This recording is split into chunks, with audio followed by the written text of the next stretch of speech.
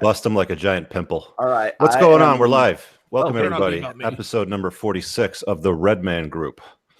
Joined by my panel today, we've got Carl from Black Label Logic, Donovan Sharp from The Sharp Reality, Ryan Stone. Oh, for crying out loud. Hold on a second. Hold on, guys.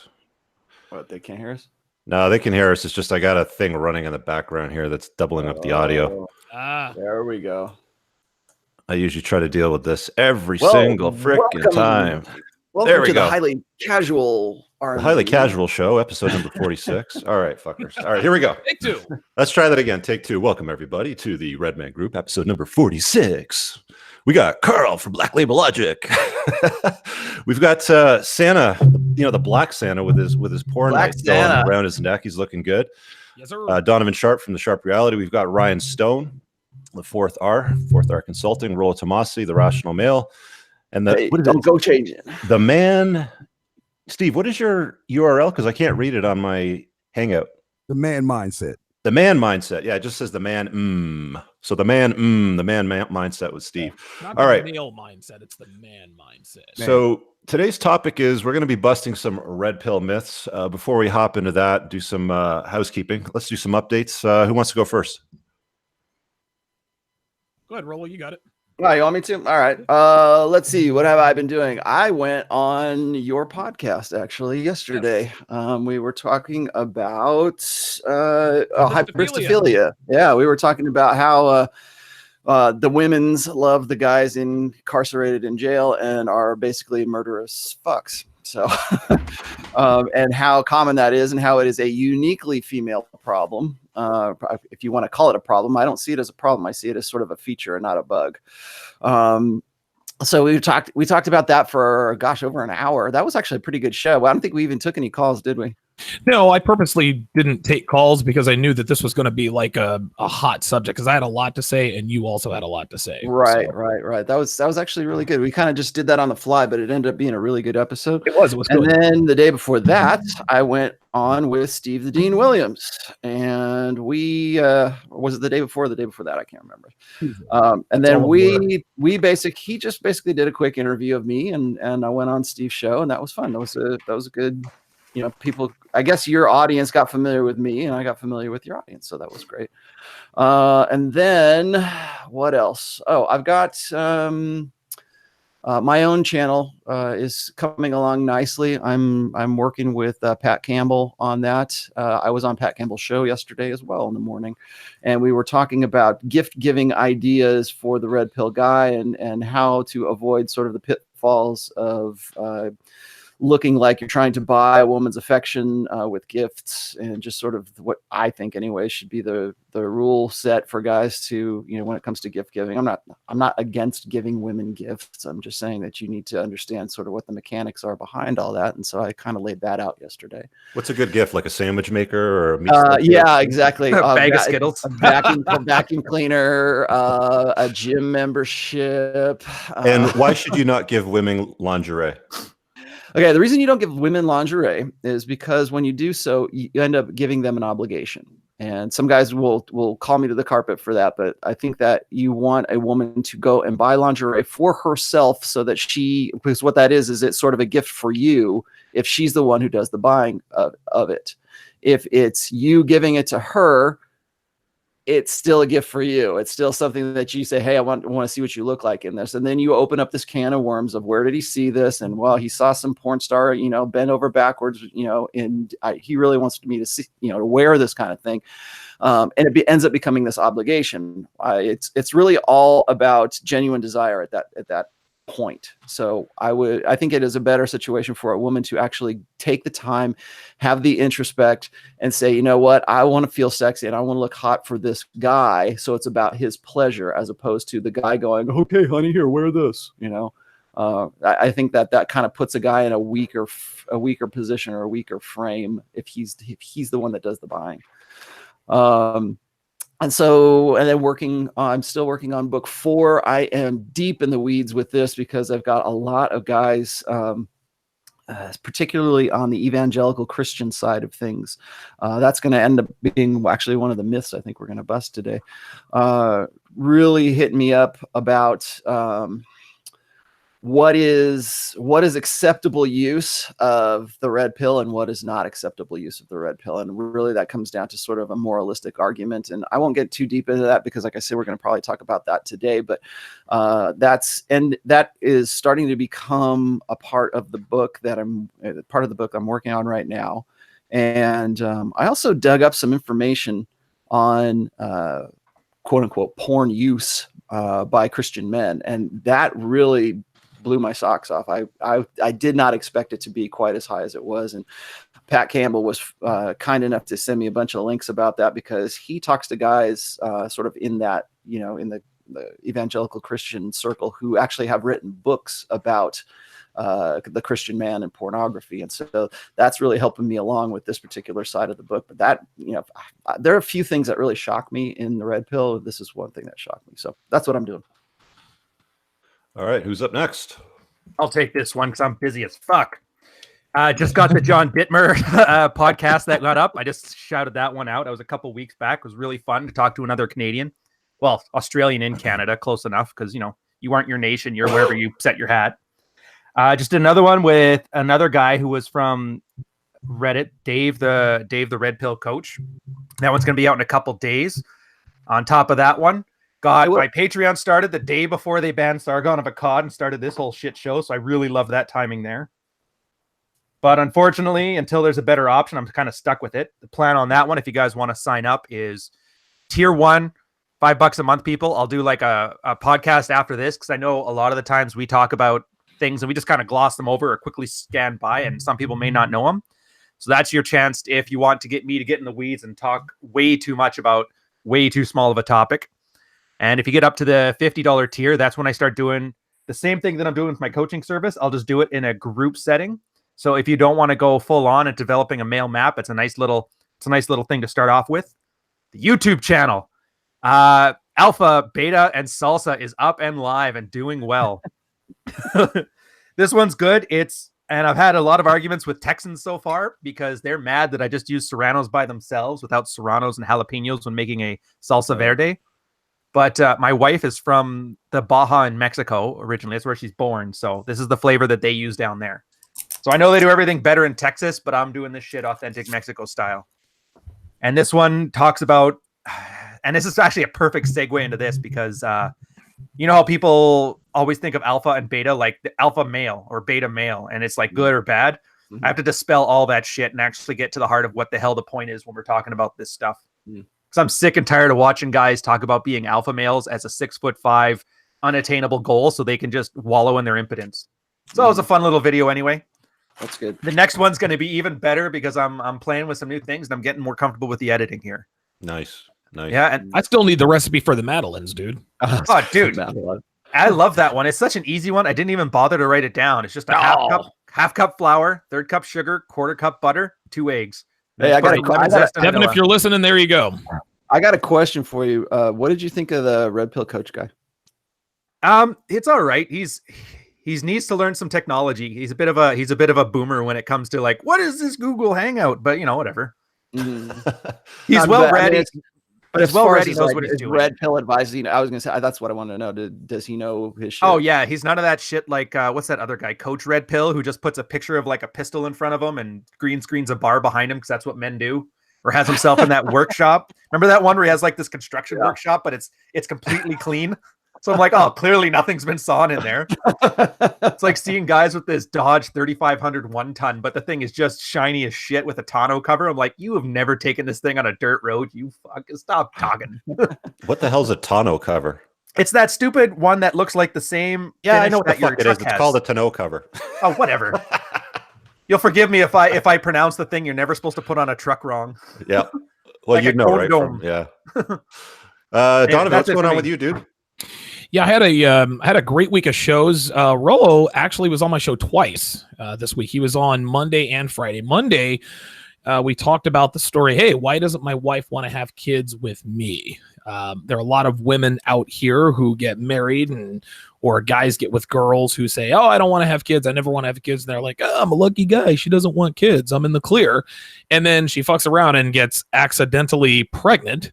And then all of a sudden she wants the kid. She wants to keep the kid. She's no longer interested in pro-choice like she said she was if an accident happened. So that was a really, really good episode. I talked with Kevin Samuels, who went on location and showed us in a store three outfits that every man should own. Kevin Samuels, listen, man, he is the black Tanner Guzzi. Guzzi is the black or the white Kevin Samuels, man. Those guys definitely need to get together and do some collabs. Had Jonathan from Modern Life Dating on to talk about why censoring red pill content is becoming more commonplace. Jonathan was pissed off, and so I had decided to bring him on and talk about them shadow banning his Instagram account that he takes tremendous pride in. Wednesday and Thursday, I gave 16 undercover slut tells that 99.9% of men are completely clueless about. These are the slut tells that are hard to pick up on because most people, the world, the culture characterizes female proclivities, female behavior, behavior that is conducive to infidelity as normal and healthy. So when guys get what they perceive to be blindsided by a woman, I get these emails all the time, and I'm sure you guys do. Hey, my girlfriend cheated on me. How could I not see this coming? She didn't have purple hair. She didn't have tattoos. She didn't have gauged out ears. She didn't have any of that stuff, but she was still fucking my best friend and my boss and my boss's wife behind my back. How could I not figure that out? Well, number one, she works out at a meathead gym, so she's definitely fucking her spotters. Number two, she lives alone, so she can fuck anybody she wants without the judgmental gaze of her roommates.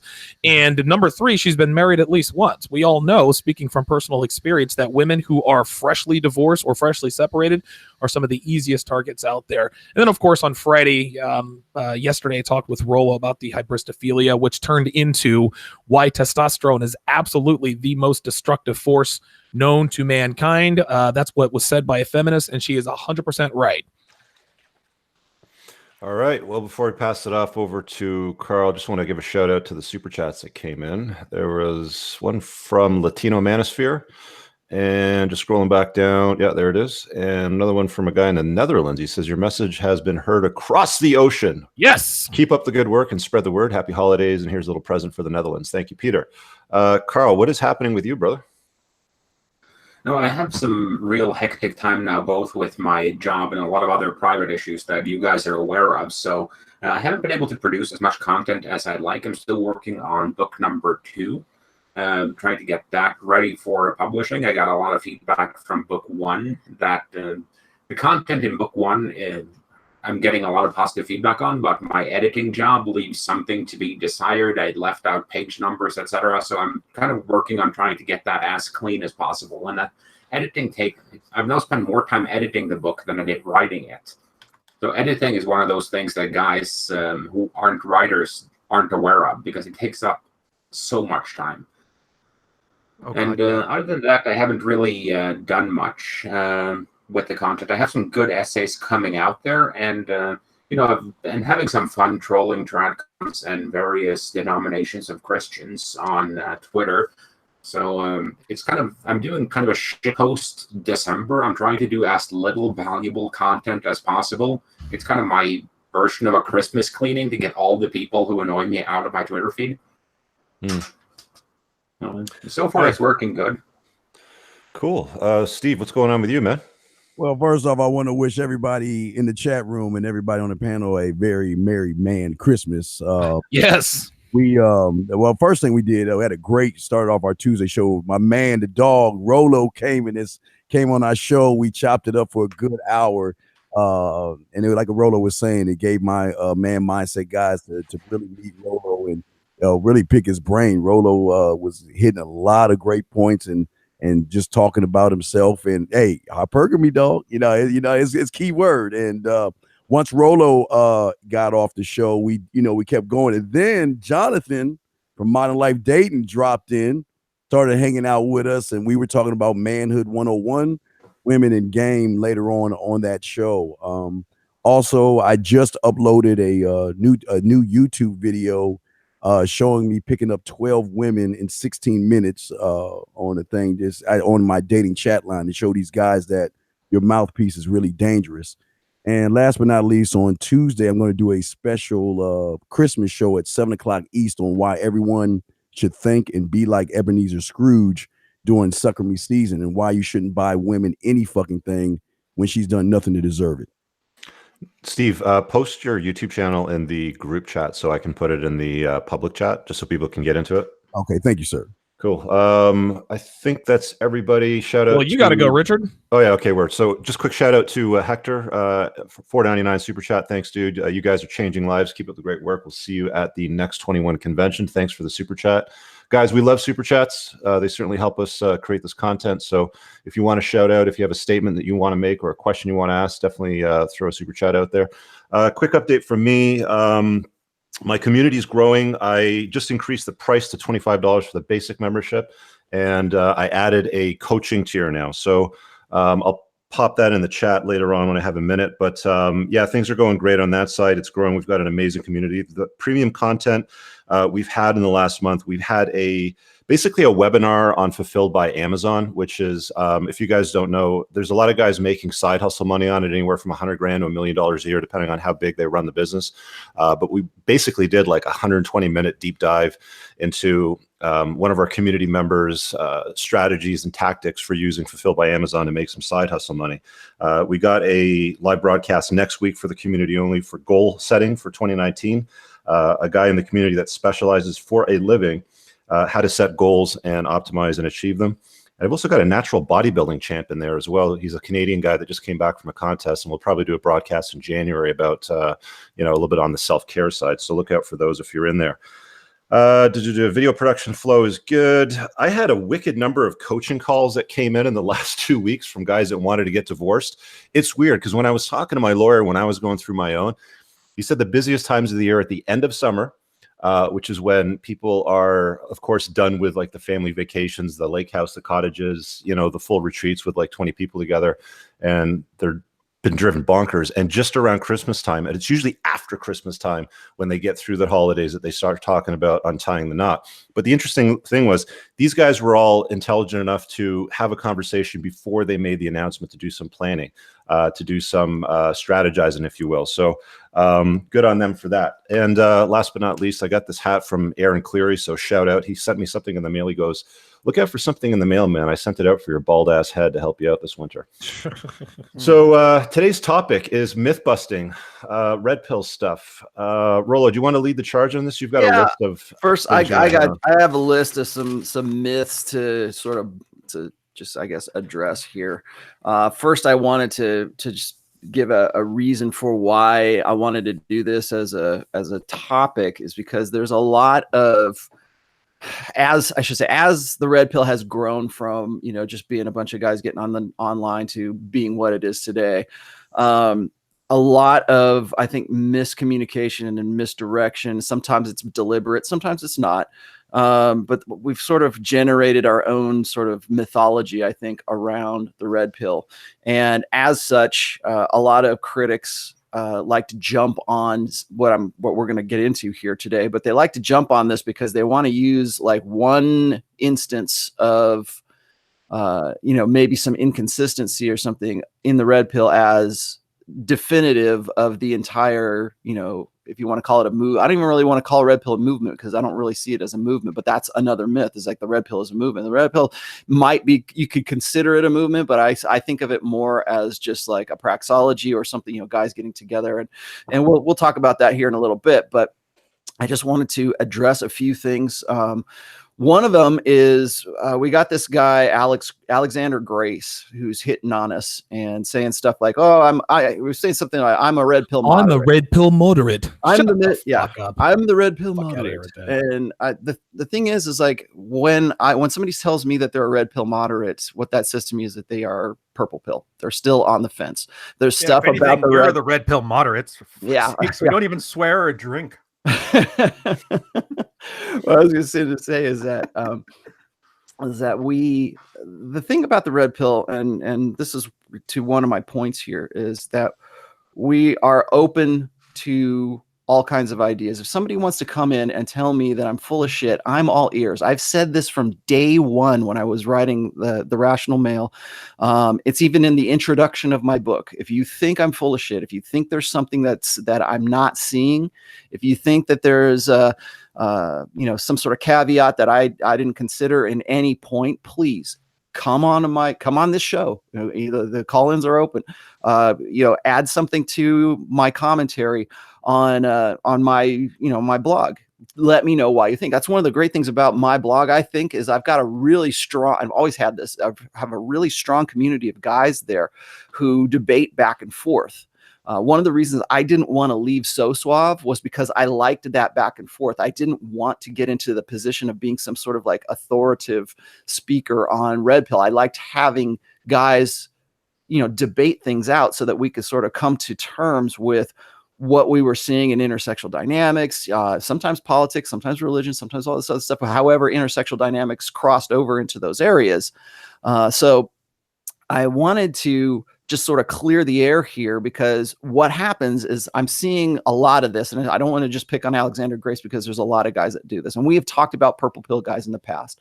A lot of them think that if I say you're purple pill, that means I'm like calling you, it's an invective of some sorts. Like I'm calling you names if I call you purple pill. I'm not calling you names. I'm just calling you as to what I see you being. I see this sort of halfway, sort of half measure, just it's what I call pick and pull red pill. It's like, I like that, but I don't like that. And women tend to do this as well, because they for all of you guys who are wondering what pick and pull is, it's basically like, and I know what you're talking about, Rollo, because that's in Reno. It's you go to the junkyard and you pick and pull different car parts. Things that you like, whatever. Yeah, exactly. There you go. Whatever works to build up your car is pick and pull, right? And that's what they basically take the stuff that they like, and they don't want to deal with the stuff that actually would probably conflict with a lot of what they like. And women do this because they don't want anything that's unflattering. Rollo, you know what that reminds me of? Remember that Simpsons episode where Homer had to build the car for the common man? Yeah. So anyways, I wanted to just like throw this out there, and it's like, if any of these guys want to call in today, the lines are always open. If you have any kind of debate with the issues that I have on anything that I've said, my comments have always been unmoderated. So if you want to call, the only thing I censor for on my comments is spam and guys who are just like, deliberately trolling. Just being contrarian. Yeah, contrarian or even contrarian. I'm okay with that. It's like, well, if you're contrarian without a case, then then you're just exactly. Well, if they just keep repeating the same shit over and over. Rollo, you're wrong. Yeah. Well, I'm glad you brought that up, because that's what it ends up being. It ends up being, when you get to the point where we're at right now, it's, oh, you guys are selling out. You guys don't. That's another aspect I see going off on this kind of shit. It's like, you guys are selling out because you're trying to make a side hustle, or you're trying to sell a book, or you're trying to do it. Well, we'll discuss that later on in some of these myths here, but. So we get hit on all sides from this stuff, but I just want to hit on that scam thing for a second, Rollo. If you don't mind me just jumping in, go ahead, because please. There's a lot of people that go, "Oh, you're a scam," or "That's some kind of a ripoff," or "You're a scam artist," or "You're a snake oil salesman." For what we're talking about to be a scam, you'd actually have to give us something and not get anything in return. And most of these fuckers don't do anything. All they do is they just sit here like keyboard warriors, but they don't actually contribute anything. They don't create anything. They don't do anything. They're certainly not buying into communities or courses. So in order to actually say that it's a scam, you have to jump into the fucking arena, and they don't do that. They don't hop into the communities. We never have them call in. When have they ever I was going to say, spoiler alert, Rollo, nobody's calling in, dude. None of these fucking mouthpieces ever call in.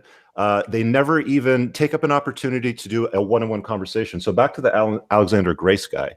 I commented on that video because he called me out for some reason. It's bizarre that he completely overlooked turd flinging monkey.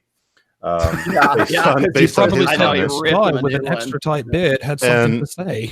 All I said was, dude, you're just, you spit up the fucking red pill and you're purple pill, basically. And I don't know why he made an entire video mentioning me and Rollo in it, but I called him out. I said, well, let's do a one-on-one live chat. Email me. My email contacts on my about page of my YouTube channel. Dude runs a YouTube channel with 30,000 subs, and he claimed he couldn't find my email address, but people are commenting on that fucking thread. Dude, it's a CAPTCHA. You just click a button and it reveals the email address on the about. I So, emailed him directly, just so everybody knows. I emailed this cat directly. you know, He has my email. It's sweet to talk shit, you know, in the fortitude of your castle, but step into the arena, bitches, if you got something to say. Go ahead, Rolo. Dude, Well, I and say then- this all the time. It's so easy to debate someone behind your computer when you have time to think or maybe Google up pithy responses. No, just like Richard said, step into the arena. Yeah. I don't even know why you guys are mad about this. Like with all this Yeah. dick I'm riding, mad, all it God, I shows know, that I you're know. setting the narrative. Exactly. And I know- fully expect Carl to give me shit for this, because like I'm actually addressing this, because of course, if you make a little problem bigger, you're actually giving these guys screen time, and you're actually, you know, acknowledging them as even being legitimate. But Yeah, I totally agree the with only that. reason I wanted to bring him up for this particular show is because that's what we're going to talk about here, because he brings up a lot of myths and rides on these myths. And you know, and some of them, I think I actually agree with some of the stuff he comes out with. But the thing is he's building up this mythology because he's building up Red Man, the Red Man group, TRP, whatever, building them up as straw men to knock down. And so I just want to say that before we even get into this, is like when guys start doing that, that shows me that they've got a pretty weak position. When they have to build up a straw man argument so they can knock it down so that you can get more subs, or you want to talk about a scam, there's your scam right there. Yeah. So we'll talk about that here in just a bit. But just like the one thing, and this was another myth here too, is one thing that I see with these guys is they never debate the issue. They never say, okay, well, I think you're wrong about this. And they want to say like, well, I want to debate Rolo. Let's debate Rolo. Rolo's avoiding me. He won't debate me. I'm like, okay, what do you want to debate? Tell me the subject, tell me the topic, because that's what we're going to debate about. How are you avoiding them if you've been on 45 fucking episodes swear, regularly that on a too. Saturday between 10 and noon with an open call in line? Exactly. Well, but here's the thing. What they're going to say is they're going to say, well, all your guys are going to beat up on me, you know? And I'm like, well, that to me says you're only after attacking my character. All of these guys do two things. They make straw man arguments and they poison the well. Okay, so they want to say that you don't know what you're talking about, or yeah, he's a cult leader, or whatever. If they want to poison the well, they want to say, you know, they want to disqualify whatever it is that I'm saying, because they have no counter arguments to any concrete issue. They And have Rolo, nothing. Yep. You know what's funny about that too? That's exactly what every woman in Purple Pill debate back when I was still on Reddit. That's all they do. Yeah, because they want to talk shit about you personally, because they can't debate the issue. Well, so yeah, they're status conscious. They're very insecure about it. So they like, you have to be low class. We're high class, so we don't deal with this pleb shit. And it's just strictly like a jockeying for status position online, which has got to be the most name useless. calling happens. That's when you know you've won the debate. When they start calling you names, all right, well there you go. That's it. Rolo, not even a there's debate. super chat there from a Shao Kahn. It says, Rolo, what's the difference between what you did and what feminists do by name calling and shaming, which you did in Alex's video?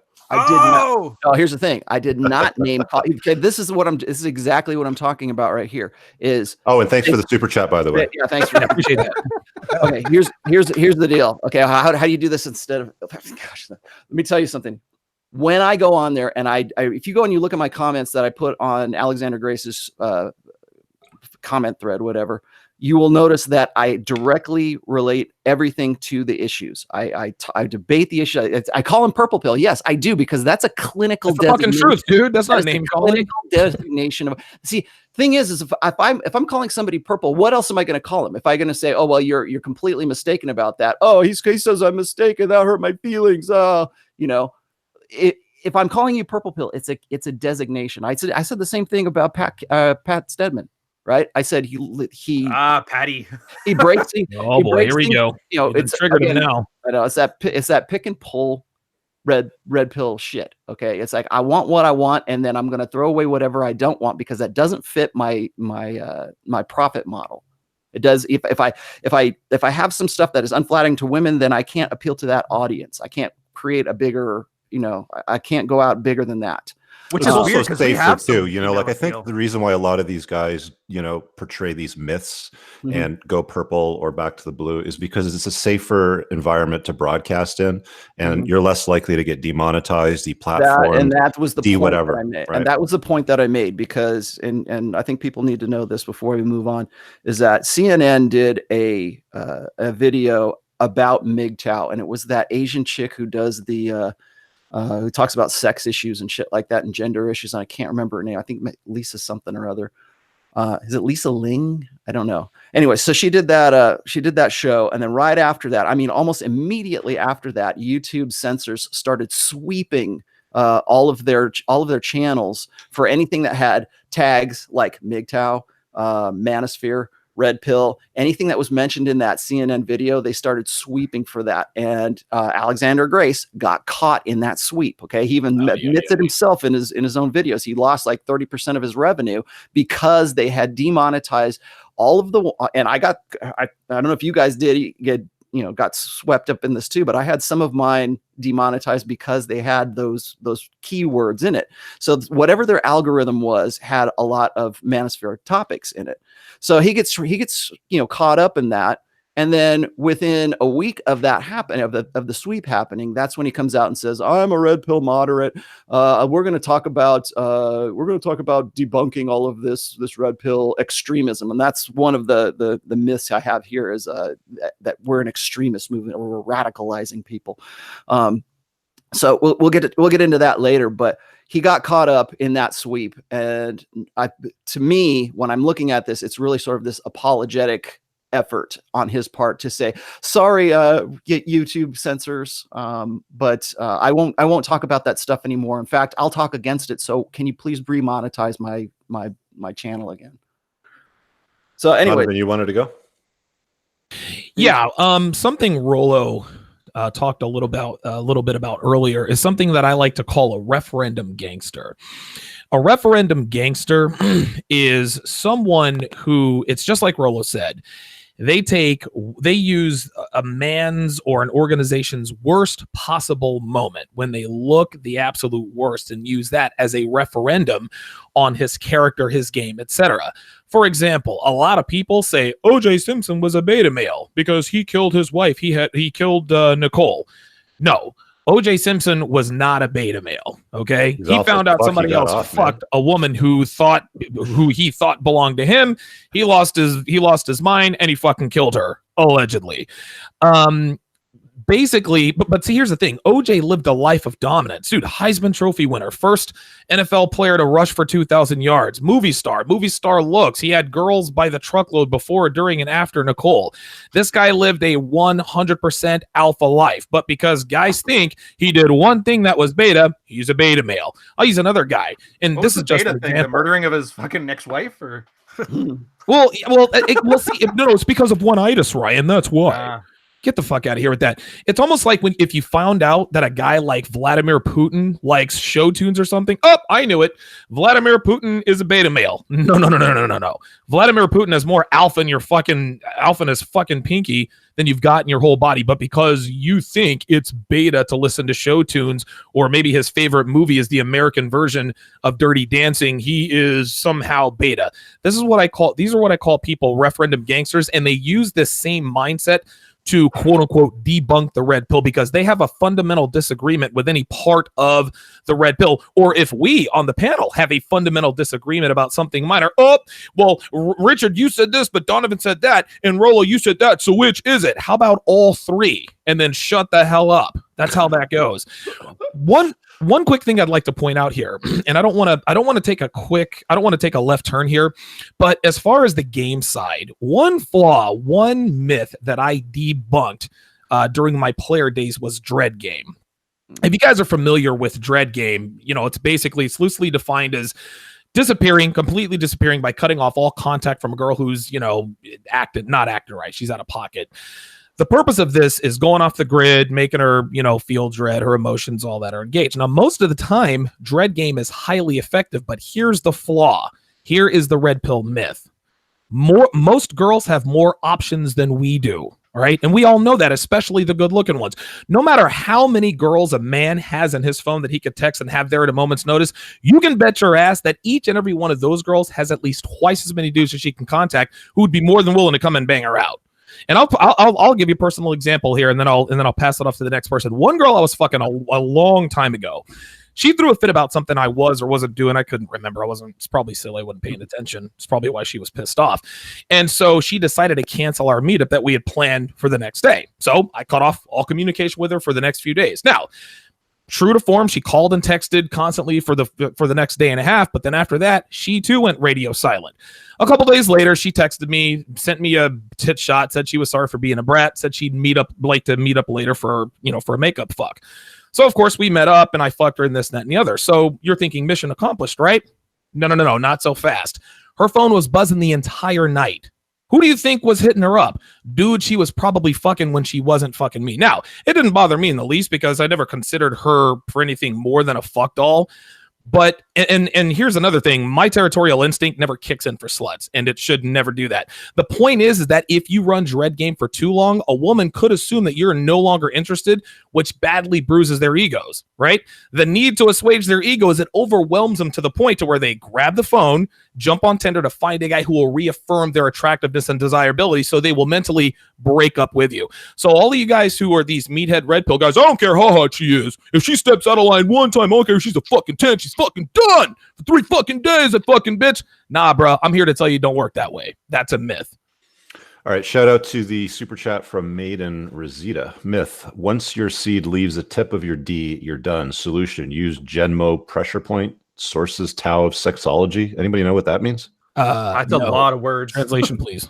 That's a lot of, yeah. But thanks for the super chat, dude. That's 10 euros. Thank you. Who wanted to go next? I think it was Carl. Yeah, I just wanted to touch in on something, and this might be a bit disjointed because I have 2 pages of notes on the show so far. But the one thing with the red pill and what is it? Because some guys are very happy to make it an ideology, and from my perspective, it's just, I call it a body of knowledge. Mm-hmm. And I think the importance of this distinction come in that you can use the red pill to bang out a bunch of girls.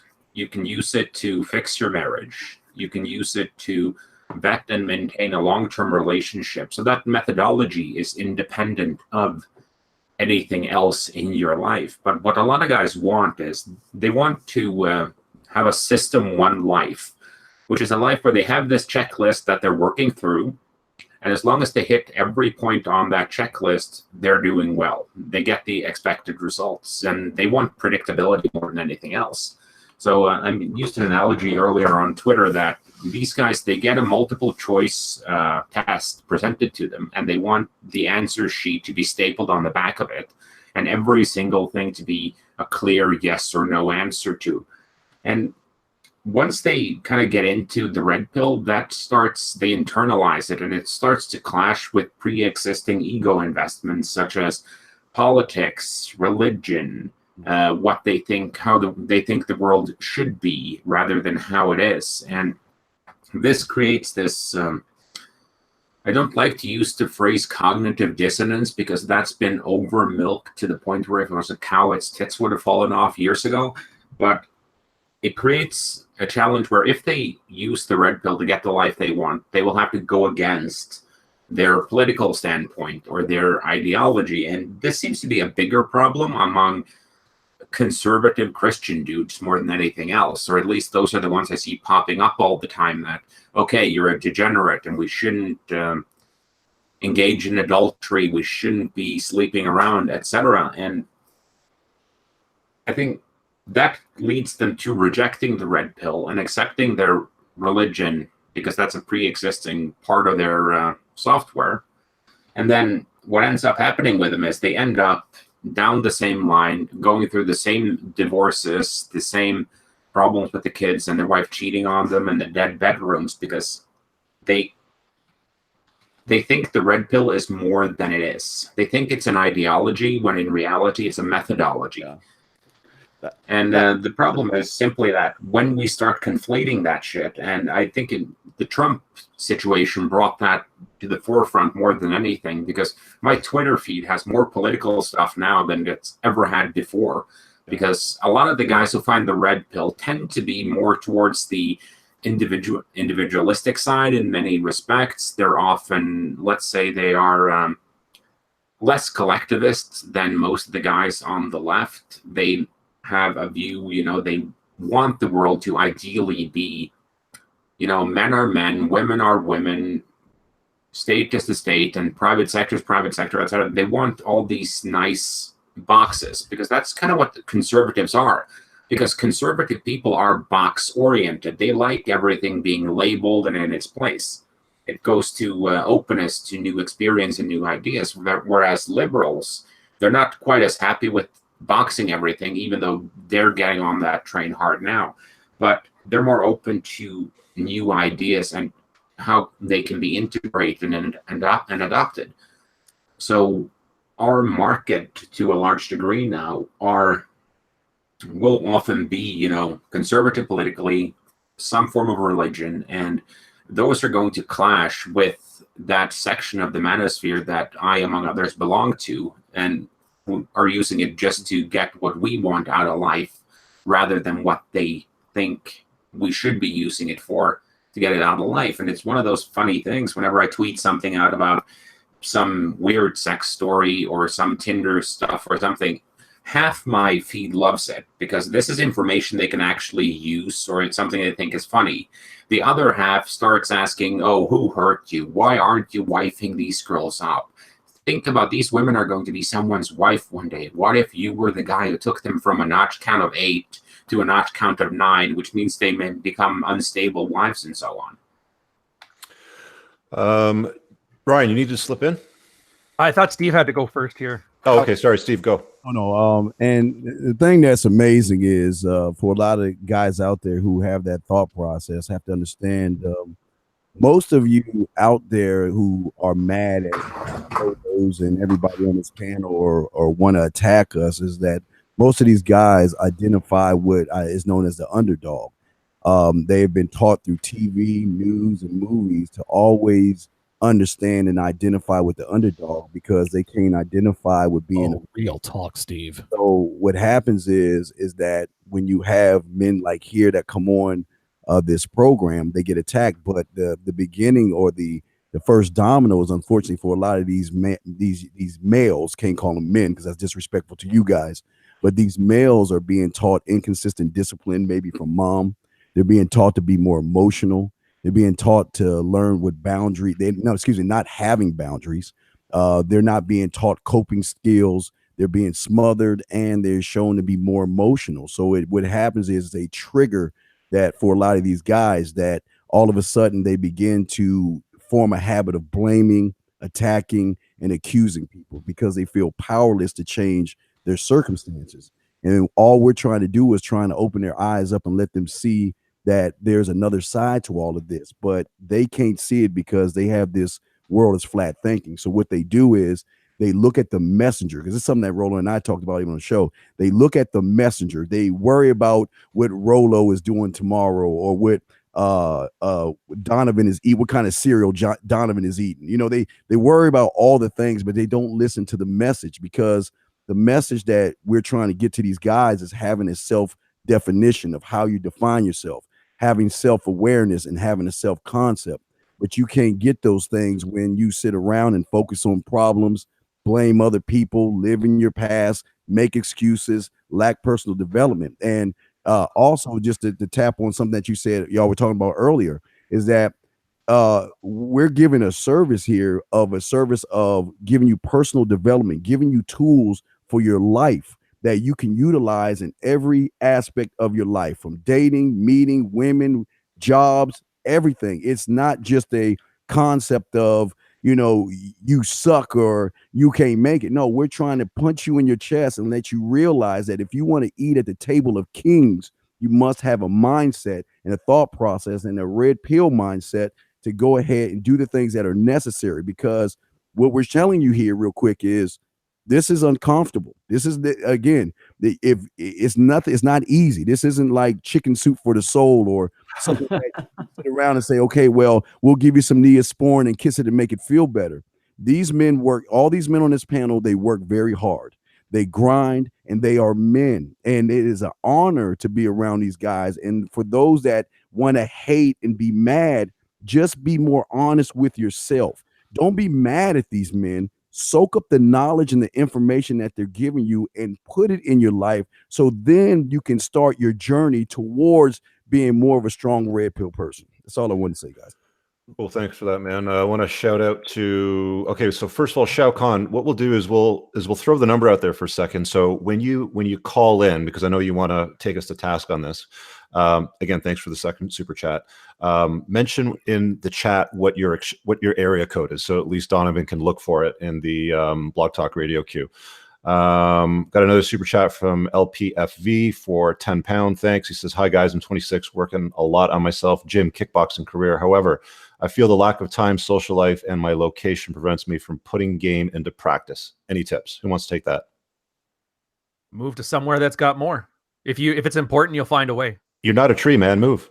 Yeah, I agree. I had a guy call in from LA, and he's a good-looking guy. He's a black guy. He's ripped. He's a personal trainer, but he lives in Southern California, and he's not, and he's staying away from black women. He's trying to date the Latinas and the white girls.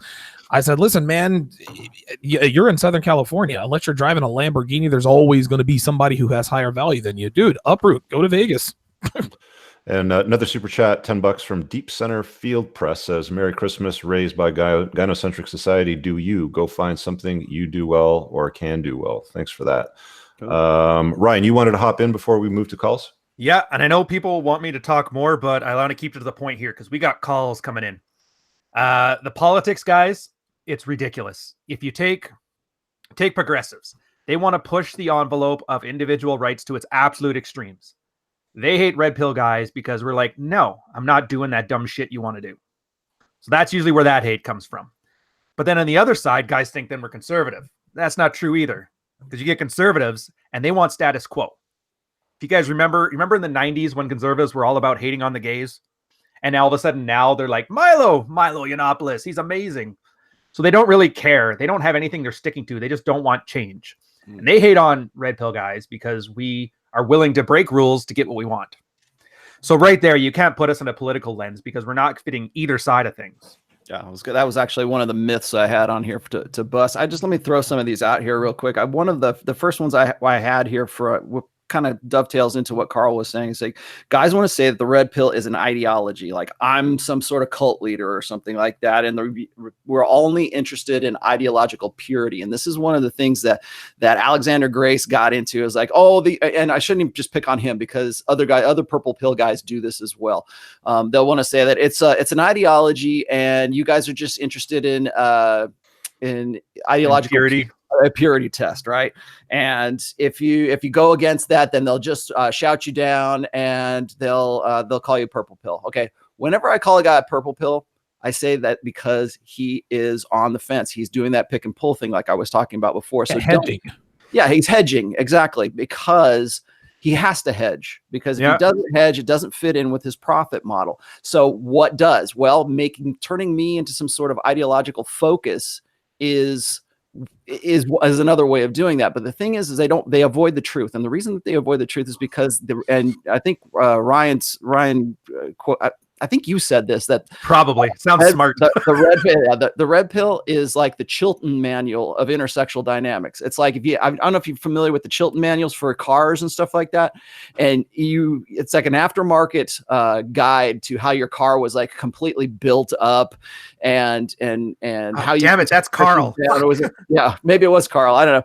But so it's like this. I see the red pill as a praxeology. And if you have a problem with any little part of that, the best thing about red pill is that you can discuss that. You can bring that up. If you have a problem with a certain aspect of red pill, if you want to say, Rollo, Evo Psych is bullshit, and let me tell you why. If you want to say hypergamy doesn't work that way, or you guys, all you do is just hypergamy, okay? Call in, tell me what your problem is, and we'll discuss that, because that's what this is. It's like a praxeology I always look at as sort of a loose science. So the call-in number is 914-205-5356. Donovan, keep an eye open for area code 306. That looks like that's Shao Kahn. Before we start moving into calls, though, I just want to take a minute to talk about Patreon, because a lot of people have been moving away from Patreon because of what they did to Sargon, to Milo. I don't know. There was one or two other people that they deplatformed, and they're like, this is wrong. We're going to go to Subscribestar, and that's going to solve the problem. No. Let me explain to you how these crowdfunding platforms work. For us to solve this problem, and Jordan Peterson and Ruben are not the solution. For us to solve this problem, we need a decentralized crowdfunding platform that cannot deplatform people, and a decentralized form of currency payment.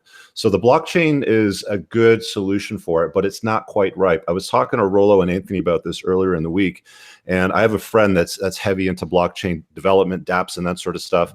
And it looks like in about a year's time, the technology will be ripe for it. But moving from Patreon to Subscribestar to whatever it is that Peterson's going to create, if at any given time they don't like you, there's terms and conditions in the legalese that they write in the contract where they can remove you from the platform.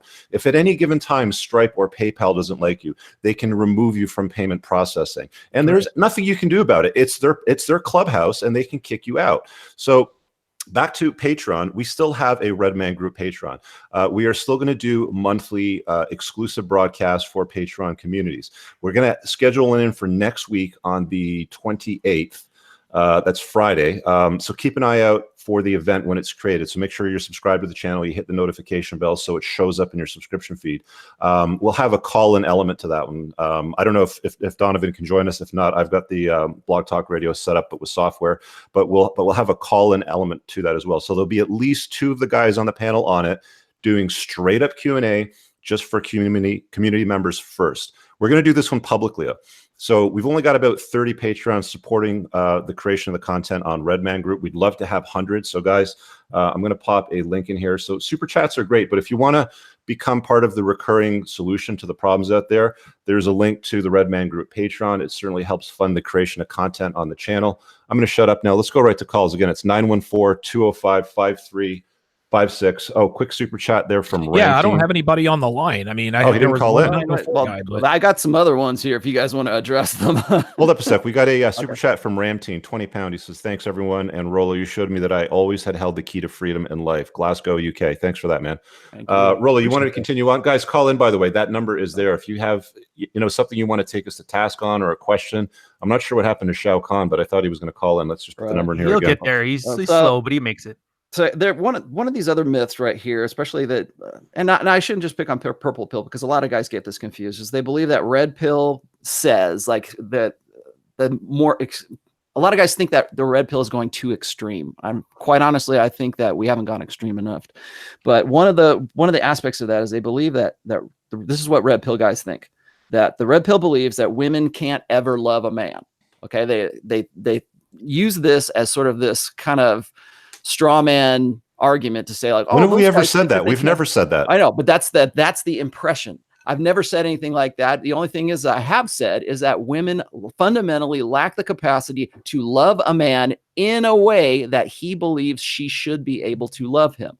Now, what they do is they conflate this, because if it doesn't fit into their idealistic idea of what love should be, then it's not real love. That's how they conflate that. That's how they move from one to the next. I've never said anything like that. In fact, I've said quite the opposite, and I've taken a lot of shit for doing that. Somebody's got their we're getting audio feedback. I'm getting feedback. Yeah.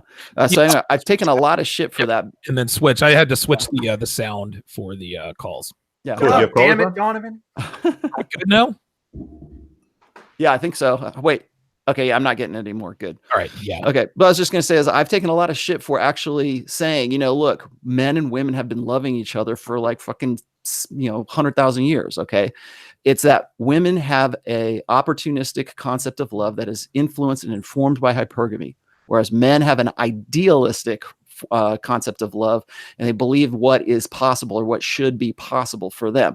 When I talk about this, I often quote Dr. Steven Pinker, who says men tend to think about things, whereas women tend to think about people more.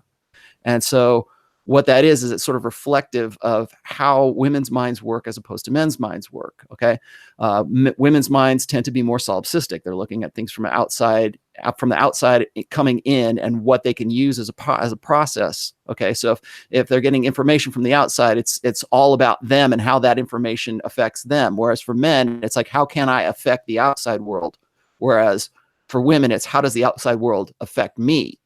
And so this is all like book one too, right? Yeah, this is all book one. Read book one, get it. Yeah. And so when people say, oh, you're saying that women can't love men. No, I'm not. You know what? If anybody's out there, even if you're on the TRP forums or on, the subreddit, I'm not seeing anybody do that. I think a lot of people like to convince others that TRP is all about anger. I mean, RSD does that all the time. It's truthful, but it's anger. And if you get into it too far, you'll end up hating women. No, it's not about hating women. It's about the information. It's about, like somebody was saying in the chat, it's about awareness. Yeah, what these guys don't get is most people come to the red pill as a result of trauma, and anger is a legitimate response in the face of injustice. So if you loved a woman in the way that you've been told your entire life to love them, and you find out that you've been double crossed and you get upset about it, it's okay to get angry, but just understand that that's just female nature. It's not the red pill creating, bitter men. It's just, you're starting to wake up and see the sexual marketplace and the landscape for what it is. Quick shout out to Not a Giraffe. Says just do text-based questions. Call-ins are awkward. Callers ramble too much, and it ends up being nonsense. So again, super chats are there, guys. If you have questions or you have a comment, hit us up with a super chat, and we'll certainly read it out or respond to it. Lines are open. Do you have any callers? Yep, I've actually got 6 callers on the line. I've got unspecified caller 310-571-325, 407, and 502 in that order. Try to be patient, guys. We're going to try to mow through these guys as quickly as possible, but we also want to get the gist of what they want to ask, guys. So and we got super chats in between, so let's do it. All right. Block number, you're on live as 904 comes on. Block number, you're on live with the Red Man group. Go ahead. Hi guys, can you hear me? Yep. Hello? Okay. I'm the Shao Kahn guy. I think I'm Hey! There we go. Congratulations, you called in. You're the first one, by the way. Yeah. Rulu. Yes. Rulu, I just want to say I did torrent your book, but I ended up buying 3 books for my friend. So thank you. Anyway. Thanks for passing it on too. Yeah. To my question, I think that how does one disagree with in the red pill community? Because I came from TFM. That's what I heard about you guys. And TFM, when he's explaining, say Donovan Sharp or any of these, he calls them PUA beggars. But when I listen to you guys are not pussy begging. So, and he calls you guys cocks and all that stuff. My question is, how do you Wait, I'm sorry. Repeat your question. Say that again. He called us cocks, those motherfuckers. Yeah. Well, no. I'm saying, how do we disagree among each other without name calling? I got this one. Try it. That's always been the thing ever since the PUA days. And that's the other thing I'm saying. The only thing red pill shits on is when guys don't try things. Rolo, remember this. Remember they used to call it mental masturbation? Guys who had all these game routines they'd run, but they've never tried them, but it just sounded good on paper. That's all you got to do, man. Everything you see, all the little tips and tricks and all the different mindset changes, you try one out, and if it doesn't work, then you call it out. I tried it. It didn't work. The thing is this, caller, TFM, I mean, we are... Well, he never tried it. I can guarantee that, unless he tried it on the doll, and she didn't respond to any of it. I'm talking about when TFM is disagreeing with you, or anybody, say the Alex guy now, he's saying that there's extremists in the red pill, but which I disagree with. How is it that, say, we disagree among each other, but then we don't call each other names? Like, look, here's the thing.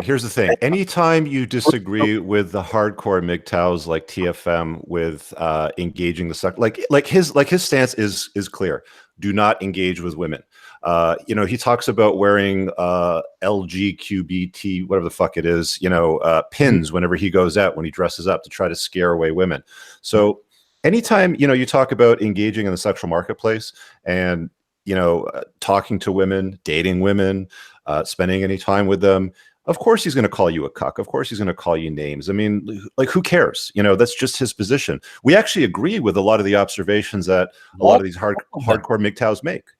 They're for the most part accurate. We just don't agree with the solutions. That's it. I think TFM is as brilliant as they come. He's as brilliant as DDJ. It's just the solution that we don't agree with. Yeah. Listen, he wants to call us the names. Let him call us names. And if you want to wonder why he's calling us names, ask him. Well, he's fucking a doll. I mean, he's a little bit pissed off. Okay, well, here's the thing is, like, I think that what he's saying is not necessarily untrue. It's like, I think what happens is, guys, when there's something that they disagree with, they think that they're being attacked. And I quoted this in my book. Actually, it's called An Ego Investment. These guys have these beliefs that they invest their egos into, to the point that that belief becomes part of their personality.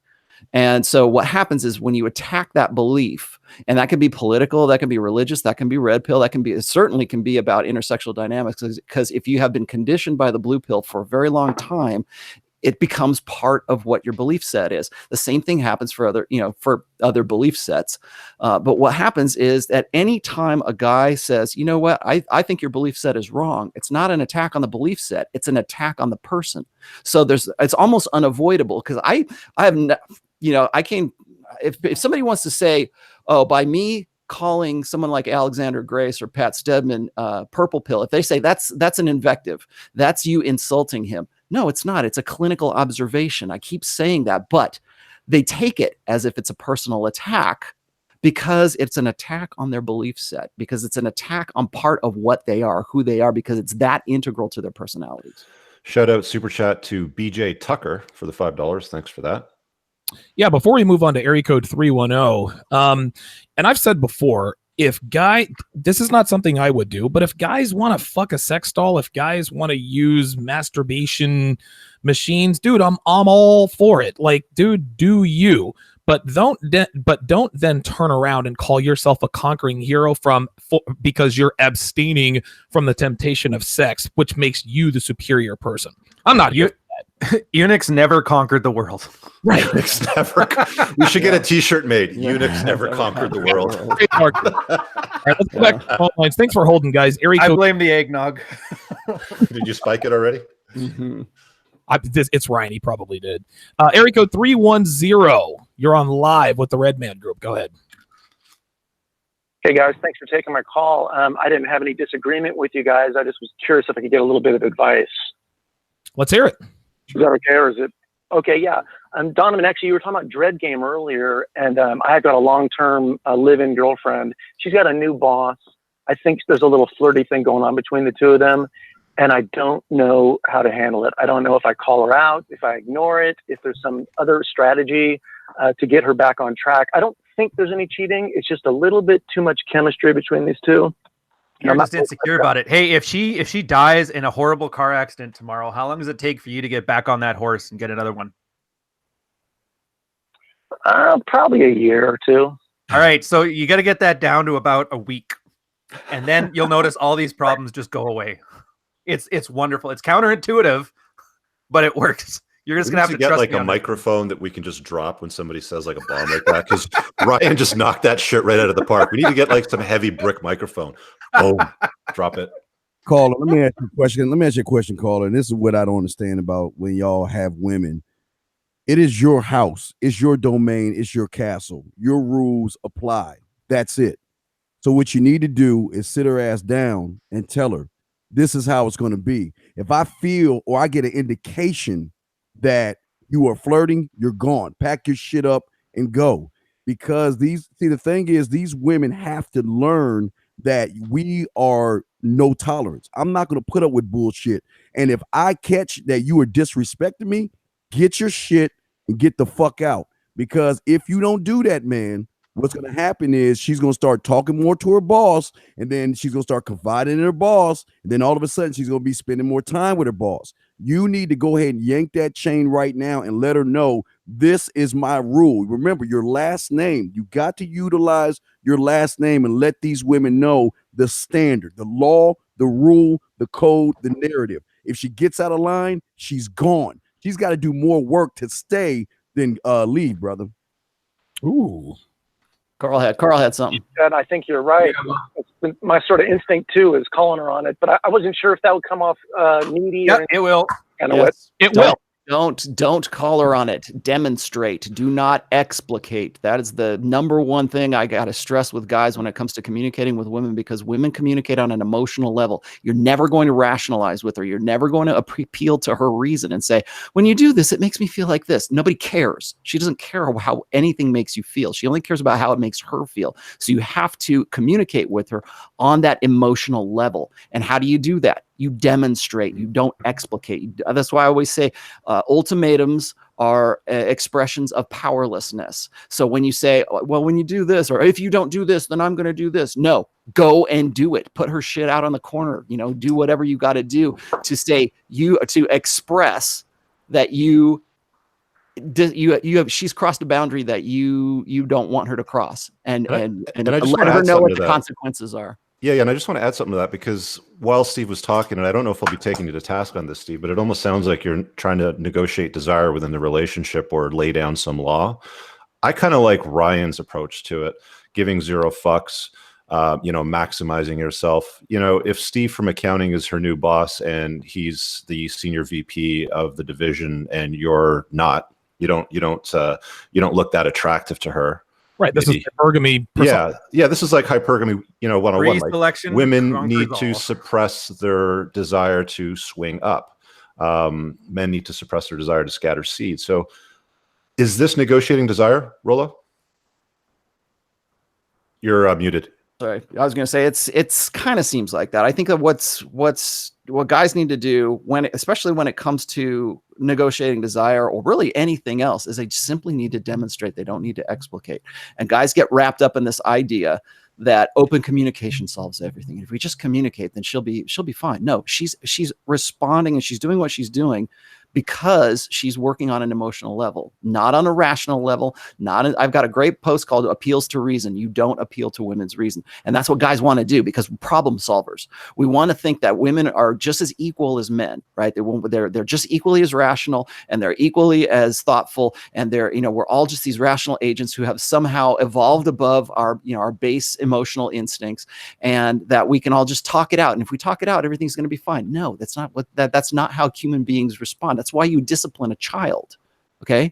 You have to demonstrate that there are consequences for actions. And those are the things that are going to change that woman's mind, as opposed to sitting there, and sitting her down and having a talk with her. Okay. You need to make sure that those consequences happen. And if she crosses that boundary, guys are really, a lot of guys get into this. They want to say, I'm going to set these really tough boundaries for my wife. You know what? You don't set boundaries. You let her test those boundaries. She goes beyond them, and then there's consequences for those boundaries. Carl, you wanted to go? Yeah, I think I'm going to cite a classic here, the No More Mr. Nice Guy, because there are two things that I took from that book more than anything. Is number one is having boundaries. Number two is enforcing boundaries.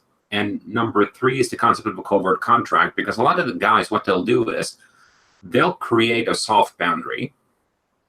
They will use direct communication when someone crosses it, in that they will explicate, but their boundaries are entirely negotiable by the power of vagina, because they see the woman who will give them the time of day as more valuable than them. So they're scared to death of having any solid boundaries. It's the same thing if you're in business and you get 90% of your revenue from one client. If they start calling your people at 2 o'clock in the morning and waking them up, you're not going to tell them, hey, stop calling my people at 2 o'clock in the morning. You're going to tell your people, take that fucking call, because otherwise we're going under.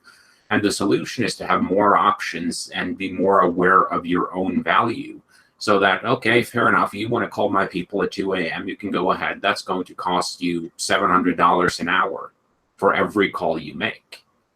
Then they get the invoice in the mail, and then they have to deal with the consequences. Same thing with the woman. Don't tell her you hurt my feelings. That works if you share a garage. Like, I'm part of like a shared garage where we can all go in and use the tools, etc.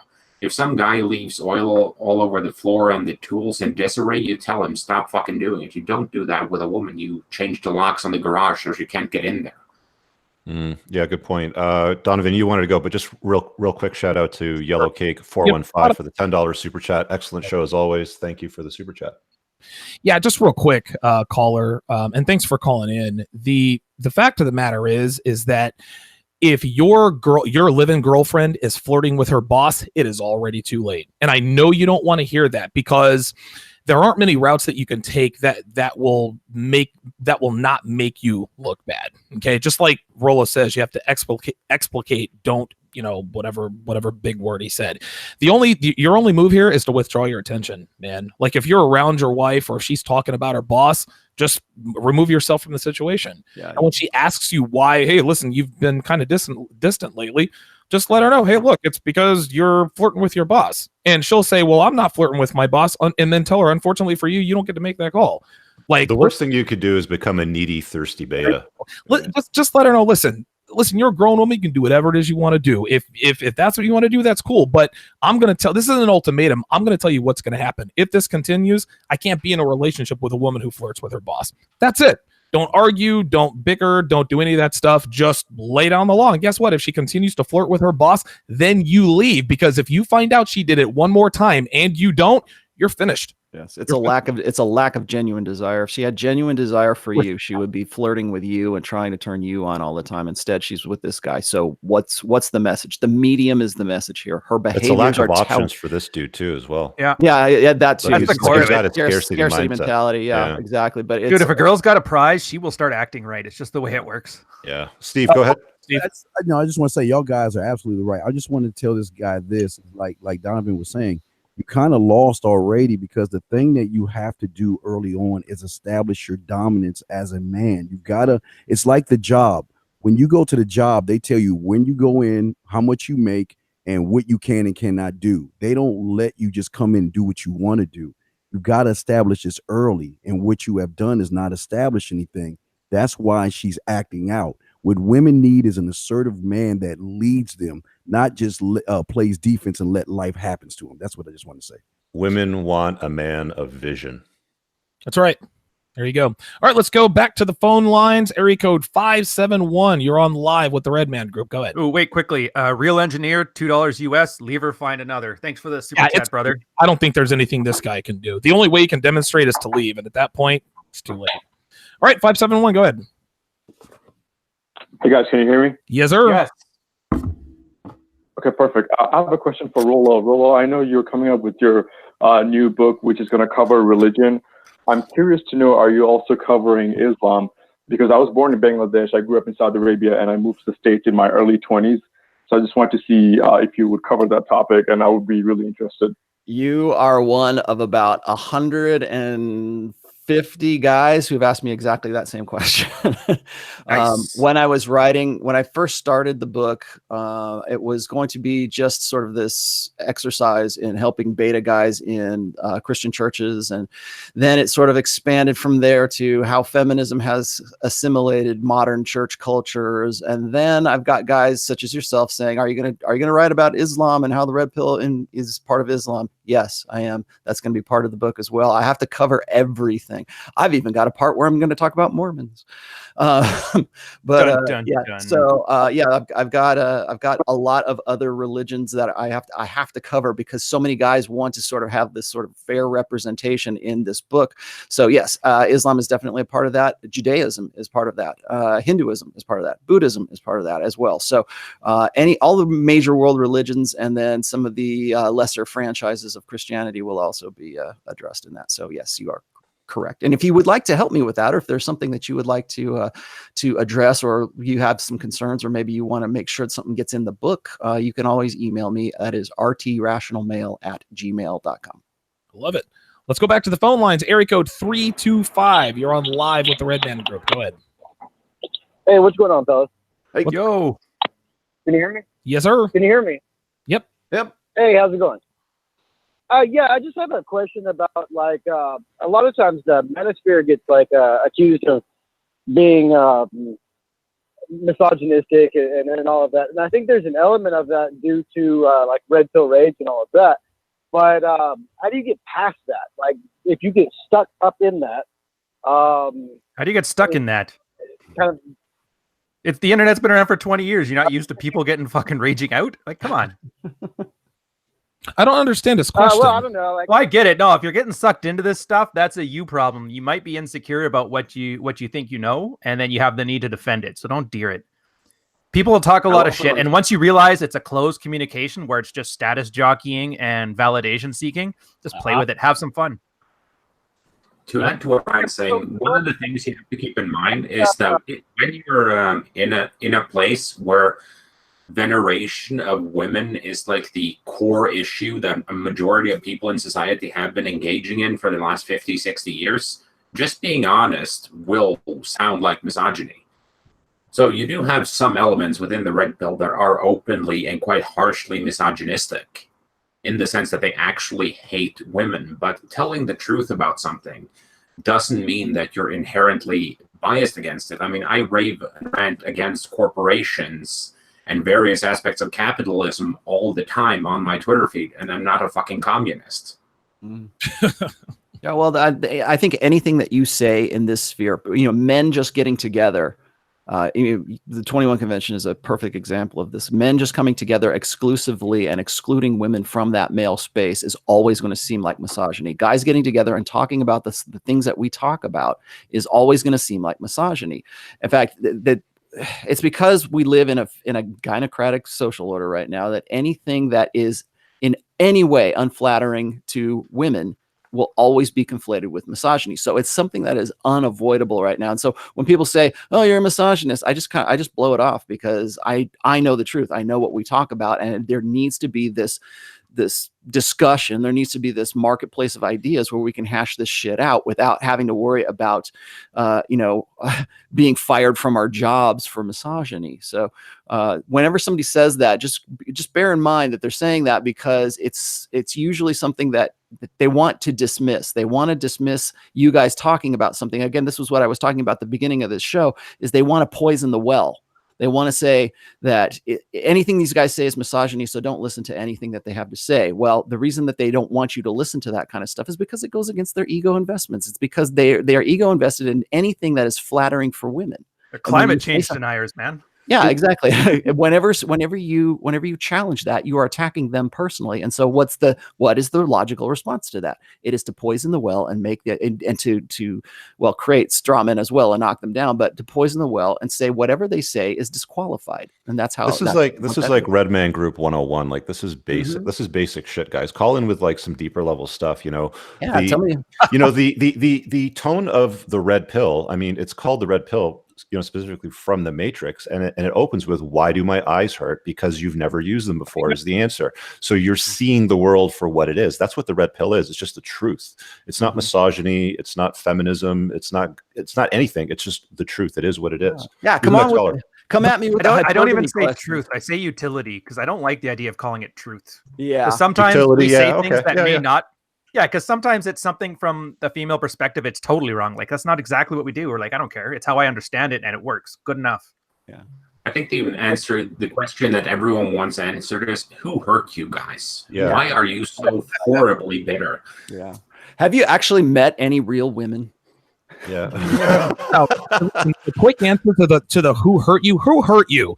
Counter with this: do you make fun of a successful businessman, successful right now, who failed at 5 different businesses? Right. So they don't look at it. They don't look at a successful business as well. How many businesses have you failed at? No, they're like, you're worth $5 billion fucking dollars. They don't give a shit what happened before. That's Just look her right in the eye and say, "You just hurt my fucking feelings." Yeah, you just How dare you? Oh my god. 914-205-5356 is the number to call if you want to get in on the conversation. Area code 407. You're on live with the Red Man Group. Go ahead. Hi, 407. Hey, what's going on, guys? Can you hear me okay? Yes, sir. 407. I love 407. He's awesome. Hey, what's up, guys? What's up, man? Hey, Go. can you hear me? Yes, we can hear you. All right. For fuck's sakes. Hey, so What's the question, man? I have some observations here where, I kind of feel like a lot of these discussions, about the red pill, the purple pill, and kind of reaching the right people, I tend to notice, and I've had some buddies of mine confirm this as well lately, that it seems to be, we're really trying to wake up millennials and Generation X. Like, there's this whole renaissance going on in Generation Z. And I just want to kind of get your opinion on that, like where they're going hardcore traditionalists, they're rejecting SJWs, they're blasting PC culture on Instagram and TikTok and all that. They do it subtly. Obviously, they're not like out there on a mission trying to wake other guys up. And I notice there's a little bit of a role reversal. Like, the good news from my perspective, I hope you guys are happy to hear this, is that, with like Generation Z, even a lot of women, they're not all rushing out to the SJW scene. They're not rushing out dyeing their hair green and blasting men. There seems to be sort of, it's like when the DARE program goes into a high school and says, don't smoke marijuana, what happens? So I think what's happening is they're kind of looking up at this and they're seeing it as really passé. And when you try to post about this on Facebook or whatever, and you have a majority of friends, I don't know if you've experienced this, that are they're in the upper generations, and they're still kind of, leaning like left on a lot of these social issues. They don't understand. I'll tell you what, 407, just real quick. What I would say to that is, just because girls aren't going out and dyeing their hair purple and gauging out their ears and getting, tit tattoos, that doesn't mean that they're not, just because they're not on the SJW scene doesn't mean they're not social justice warriors. Listen, most women don't identify as feminists, but just about all of them have feminist ideologies, right? So just because they're not going to go out and say, the ones who don't go to slut walks doesn't mean that they're not still feminists. They're still fucking dudes by the truckloads. They still believe in egalitarian relationships. They still give credence to the Sheryl Sandberg model. It's like the military, totally. I mean, the British Empire made everybody rich, and they benefited from it, even though they're like, oh, I would never shoot like Imperial Indian whatever. Right. I really should stop talking. It's the hashtag eggnog. Oh man! Hey, we got a super chat here from Jack Trader. He says, "What do you think of Rush's recent podcast about elites causing inversion of the sexes? His points are valid and hard to deny it. Is it conspiracy theories or truth?" Did he write elites with 3 parentheses around it, or elite? Exactly right. I'm not sure. I don't know. What are your guys' thoughts on that? The evil juice. I don't know anything about it. If you want a bad guy or a boogeyman, you might as well go after it. Start ragging on the juice. Do what you got to do.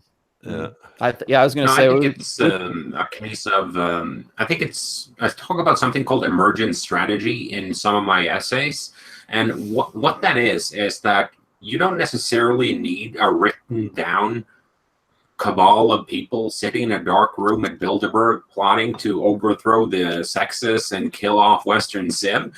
If you get enough people kind of doing their own thing in a given direction, it looks like there's a conspiracy, but there's no conspiracy needed, because you get this unholy trinity, to put it like that, of personal ideology and Jesus, Ryan, how hard are you going in on that eggnog? Don't hate Christmas, man. Don't take that from me. Wow, fucking shit's got more sugar than a can of Coke, dude. I know. Yeah, Christmas hurt me badly. Next caller here, area code 502. You're on live. Wait, we were talking about emergent strategy. Oh, my bad. Go ahead, Ryan. Go ahead. You got it. No, not me, Carl. Fuck. Oh, Carl. No, I was just saying that I don't think it's necessarily a planned conspiracy. I think, like some guy in the chat called David Egan just said, you have a lot of blue pill guys who are in an alpha position on top, making a lot of decisions. So, and it's the same thing with Rollo's feminine imperative. It's not like women all got together at something akin to a clan rally with better shoes and decided to kill all men. It's more of a case of women are doing what's in their best interest within the confines and constructs of our present civilization. And that appears like they're trying to fuck men over, but it's not a written conspiracy. So I think Roosh might have a point. But I think the inversion of the genders is not the intent; it's a side effect. Let me just talk about this indoctrination thing, because I had a call with a guy a couple weeks ago that was trying to navigate a divorce, and he was married to what he defined as a libertarian, conservative woman with traditional, Christian type values. But when he was going through the divorce process, all of a sudden, convenient, useful items from that have been created as a function of feminism and family law that she could benefit from, she would leverage. So like, you can't think for a minute that there's this divide. Like the female primary social order, as Rollo describes it, it's everywhere, and it can be tapped into at any given time, right? Yes, exactly. And I think, as far as like looking for something that's above all of, I think there's this need to sort of apply a larger kind of meta meaning to the stuff that we see every day, right? Guys are hitting me up saying, "Oh, how come all of these women get lesser sentences for the same crimes that men would have?" Well, we want to look for a larger meaning above that. We want to look for something that's a little bit bigger than that. It's like, I'm not familiar enough to really speak, educated about Roosh, whatever Roosh is applying there. I do think that a lot of times these guys are just sort of building up this kind of intellectual or philosophical edifice just so they can give you the punchline, which is it's all the Jews' fault. Yeah. There you go. Yeah. Okay. Anyway, next caller. Area code 502. Our bad for that little snafu there. You are on live with the Redman Group. Go ahead. Hey, thanks, guys. Love the show and what you're doing. You're welcome. I'm 54. I'm 5'8". I'm new to this. I did serial dating until last July. Still going through that breakup, but finally just said, the hell with this. I'm going to start spinning plates. And so I've been spinning plates since then, and it's really liberating. But I just have trouble pulling it off. I don't. It's just real challenging for my demographic. How old are you? Yeah, what's your demographic? I'm 54. Okay, 54. Okay, well, and you said you're having trouble. Late 40s to late 50s. Okay, you said you're having trouble. But I mean, I'm successful. Yeah, I mean, right. I got dates, I got stuff lined up, but so where do you go wrong? Pulling it off. Yeah, what's the problem? What's the problem? Well, the women just they don't like that. It's like if they find out. Of course, they don't like that. They don't want you to have options. And how do 40 to 50-year-old women don't want you to have options, dude. Why are you fixing your same age demographic? Why aren't you aiming younger? Yeah, go younger, man. Yeah, dude, the bang girls in their 30s. I'm 5'8". I'm not really 5'9", whatever. Shit. Right, you're right. Ryan's 5. Dude, Ryan's 5'6". Dude, this is that alpha beta shit where it's exactly what I talked about on the video with the salsa, where everybody has to build up. If you're not 6'5" with a giant hammer, a bunch of game, Chris Hemsworth, then why even try? Like, fuck that. Dude, I got a pretty decent notch count, and I'm just 5'9", 195 pounds. Like, it's not. You don't have to be Superman to get Lois Lane. Lois gives it up a lot. You said you're having a hard time. Yeah, but it's still. Hang on, caller. Hold on, caller. Okay. Just give me a second. You said when they find out, then it's all over. What exactly do they find out, and how do they find out? What's the secret? Well, just because I don't want to completely be lying about it. There's your problem right there. I guess There's a problem right there, man. There's a problem right there. You're being too honest. Listen, here's the only, and I'll let Steve go after this.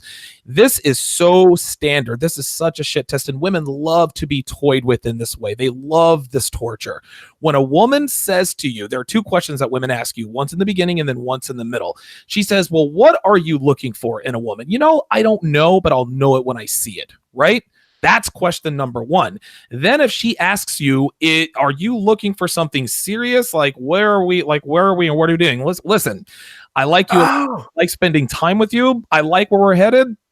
Let's see what happens. Anything could happen. Be ambiguous. Don't say, well, I'm really not looking for a relationship, because any woman in her 40s is not trying to be a plate.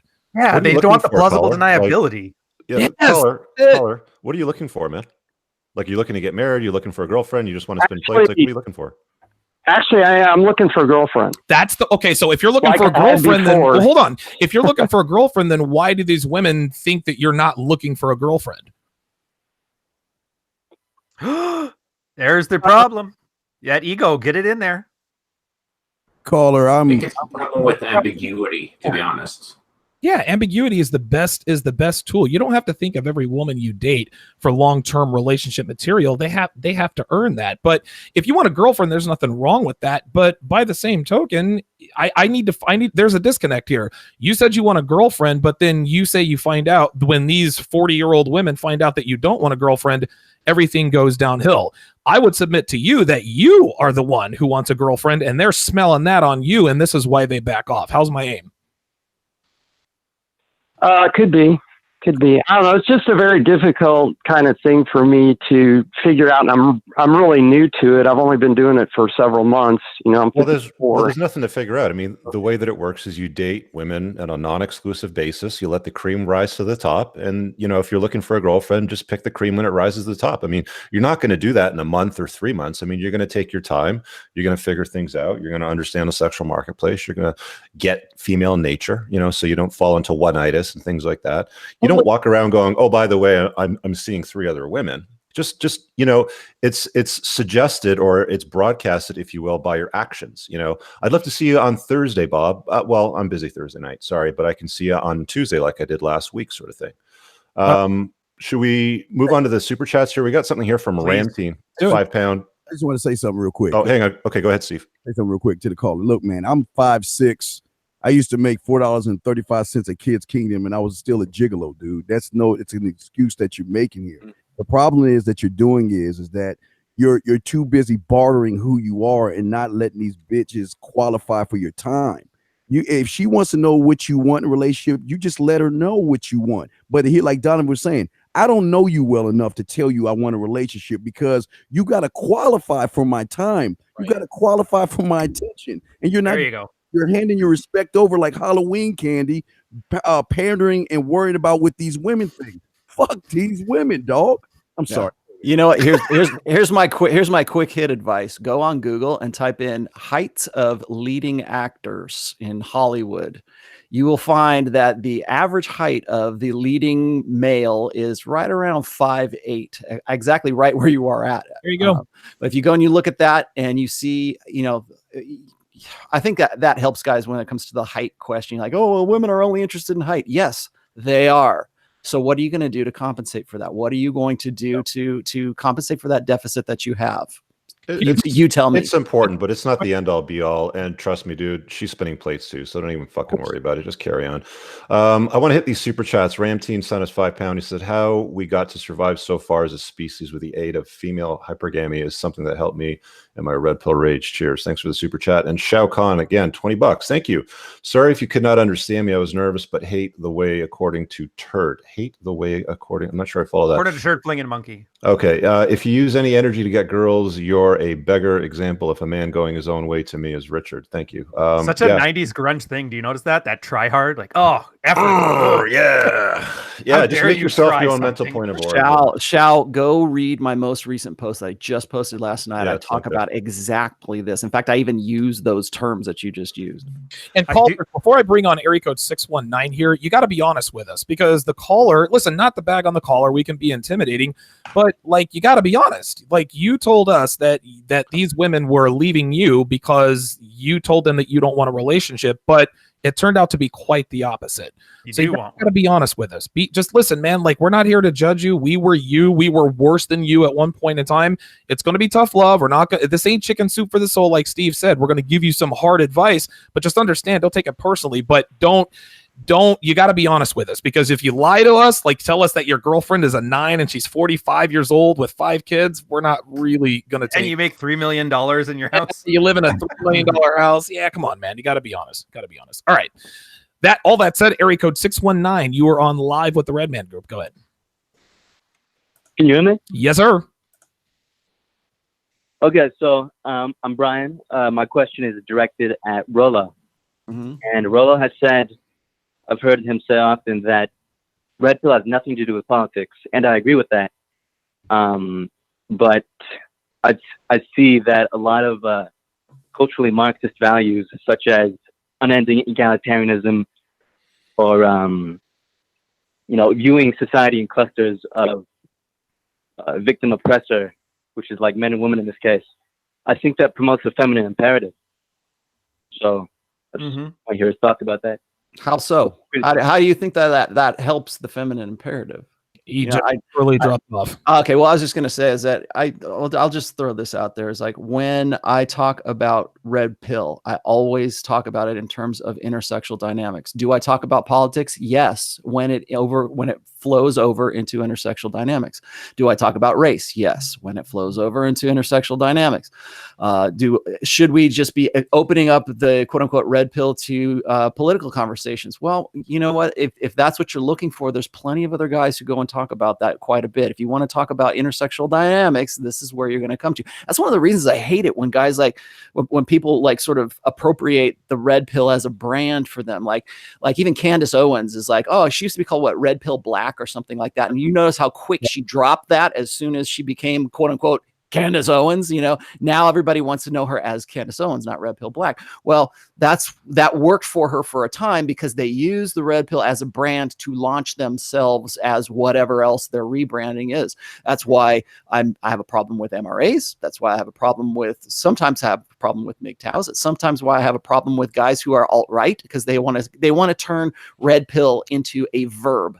I got red pilled, man. And it's red pill is whatever my pet truth is, because anything else is false. So it's this dichotomy of red pill equals true, blue pill equals false.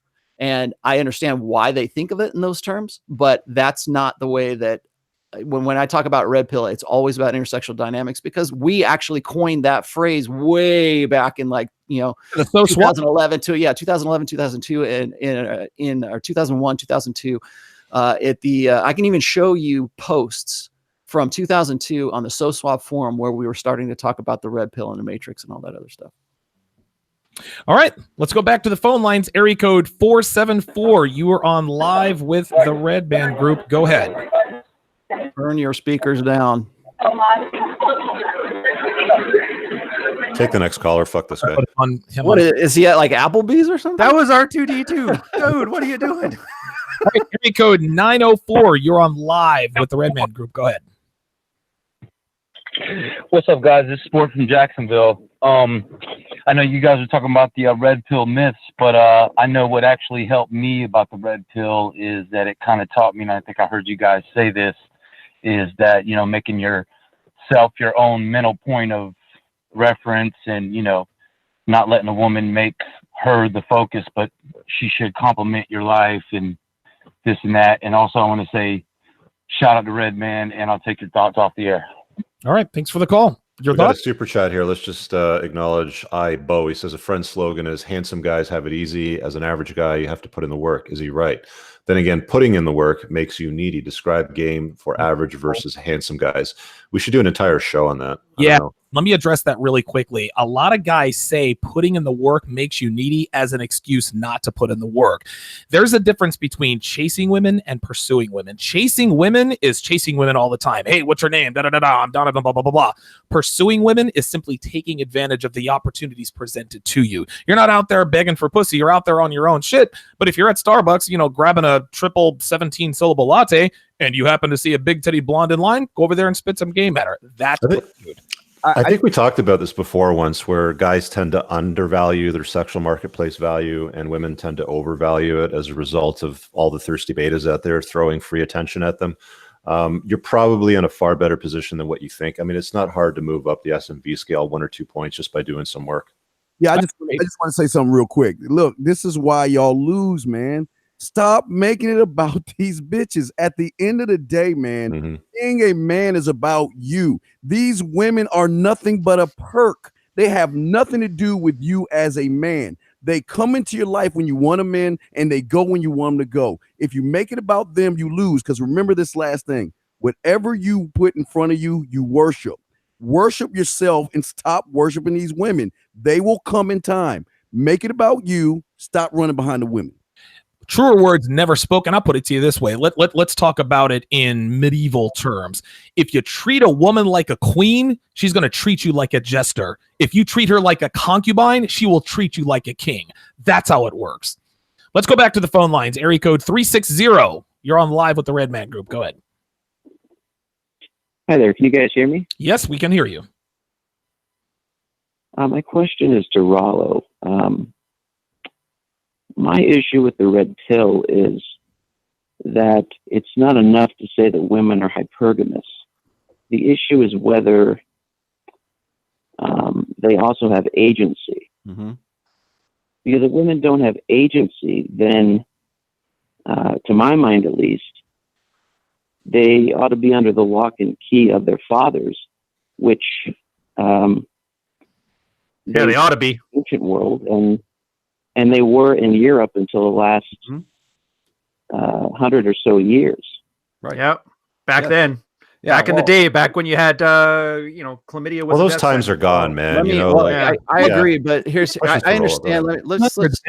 Let's just break this down real quick. I understand what you're saying, because this has been a everybody thinks this is like some sort of new thing. We've been talking about, do women have agency? I'm sorry.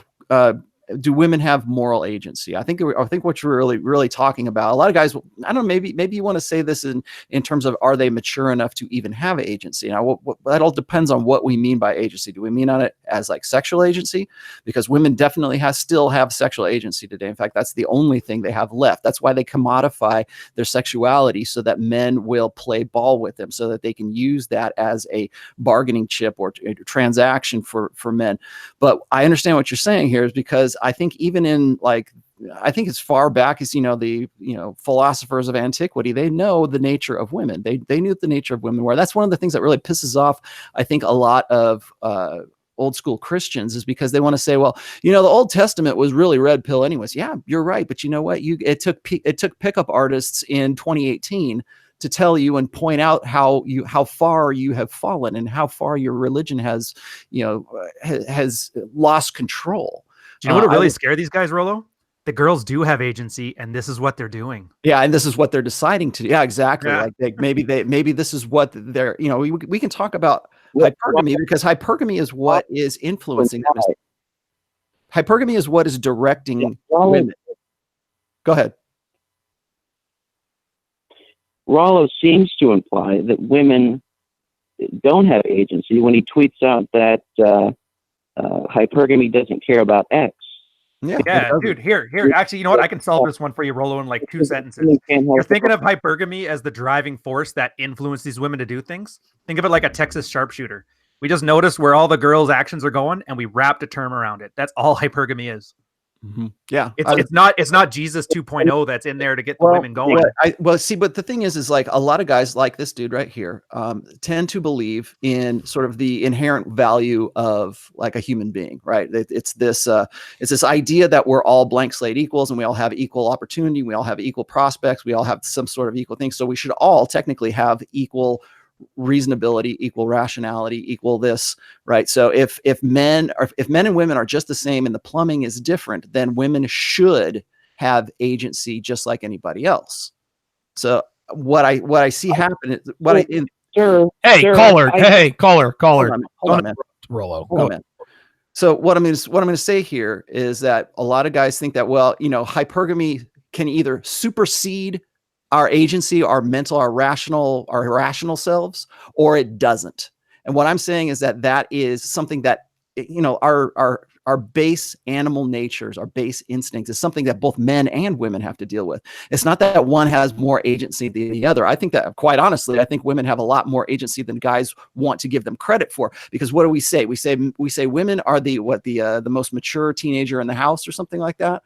I think we want to think that women don't mature past a certain developmental stage of maturity, or when it comes to morality. I think I was listening to a podcast recently where some guy was saying that men have sort of like 6 stages of morality, where women only have like 3. And they only get up to a certain point, and beyond that point, they don't want to think of anything else, because, and I would suggest this is because solipsism prevents them from getting into sort of these higher enumerations of morality. But really, what I think, what you're saying here, and correct me if I'm wrong, but what you're saying here is that you believe that I'm saying that hypergamy supersedes women's rational agency. Is that what you're saying? Yes, it's part of their biological programming. I don't believe that we're blank slates. I agree with you that they're hypergamous. Certainly they're hypergamous, and they have no control over it. It's like when men make eye contact with each other in a public place. It's a very different experience from making eye contact with a woman. It taps into some kind of primeval, hostile. It's a conflict posture. They have no control over their hypergamy. Let me ask you, caller, are you a MGTOW? I think he's evangelical. Yeah, because when he says stuff like lock and key, all sounds nice, but he sort of hits on a point that a lot of moral absolutists. I'm not saying he is. I'm just saying that he hits on a point that we've had this conversation with on Dalrock's blog for 10 years now.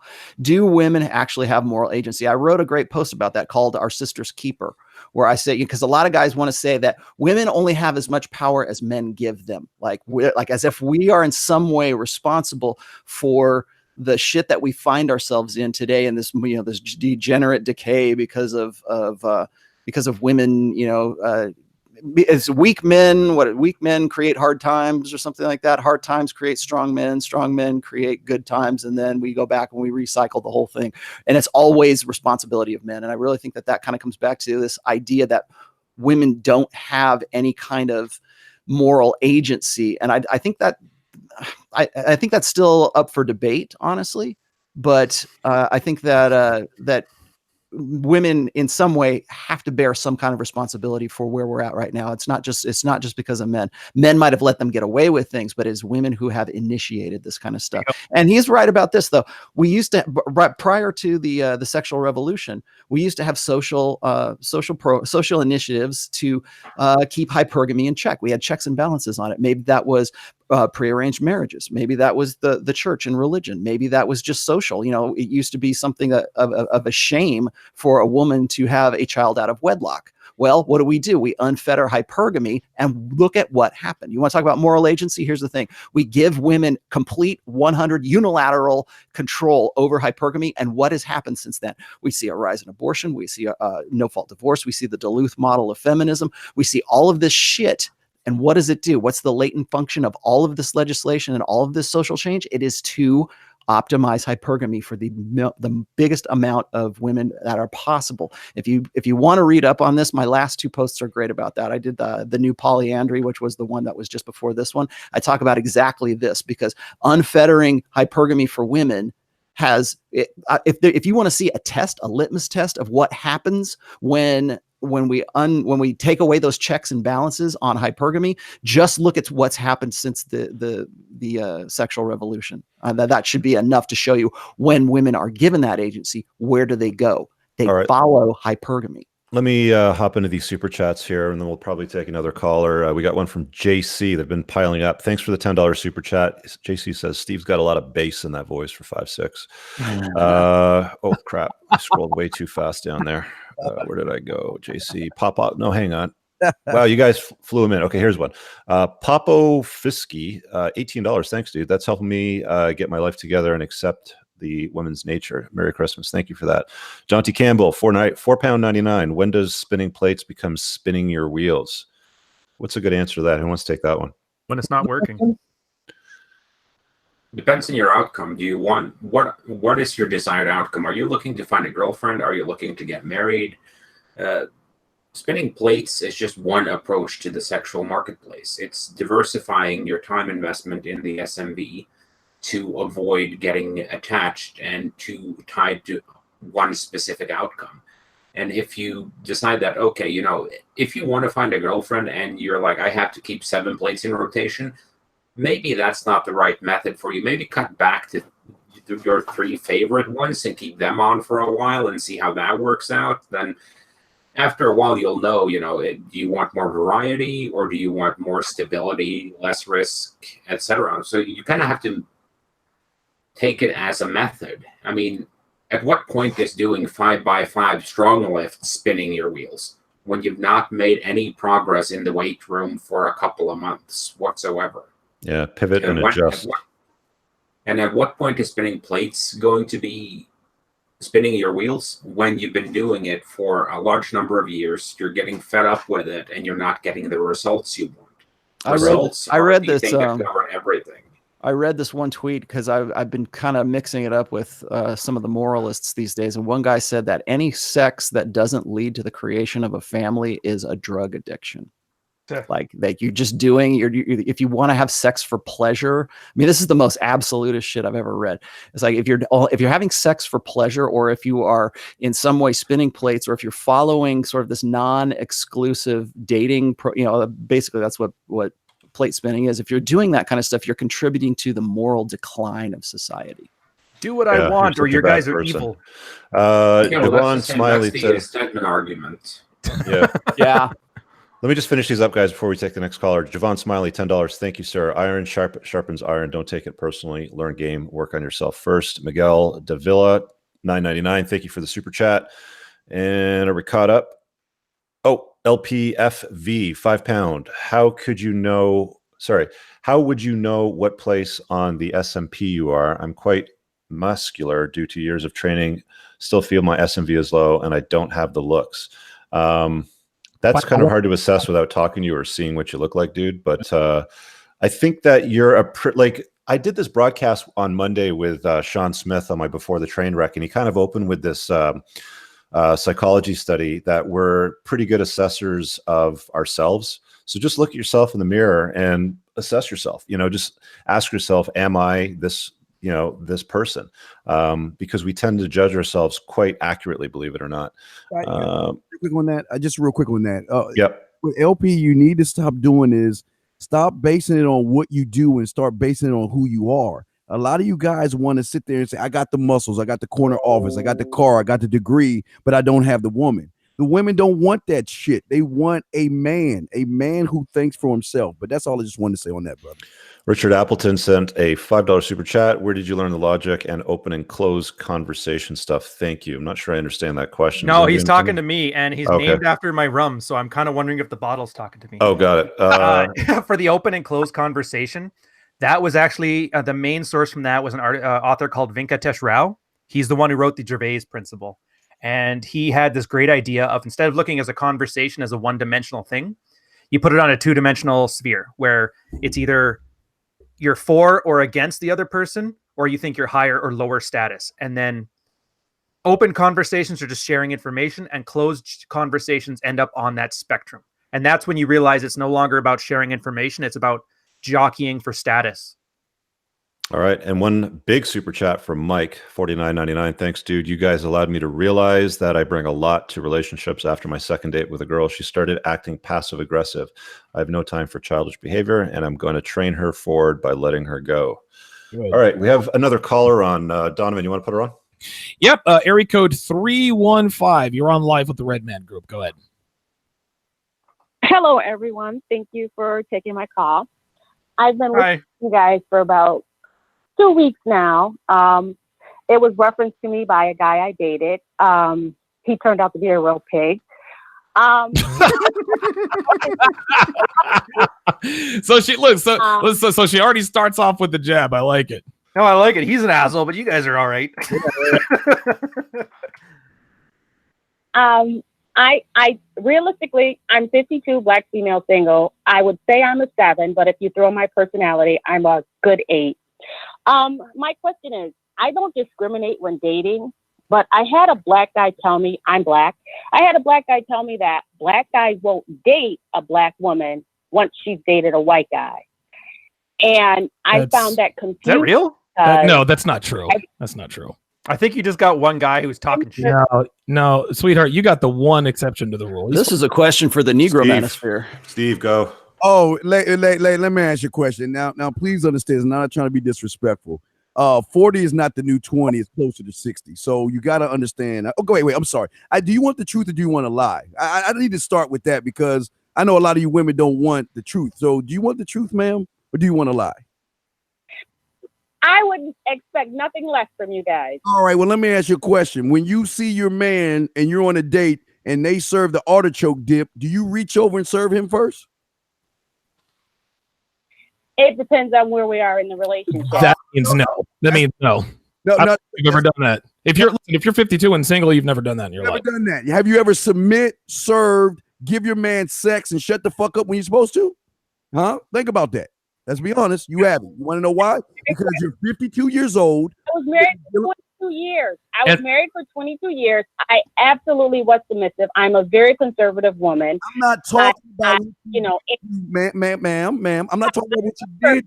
I'm talking about who you are right now. Wait, when a man's talking, man, you got to be quiet, ma'am. Okay, we don't want to play the play. Matter of fact, do we have the pledge? Can we make her see the pledge? Because here's the thing: when a man is talking, that's your problem. You always want to talk over a man. Why she's 52 and single? This is it. That's why. And by the way, what happened in the 22-year marriage? Why aren't you married anymore?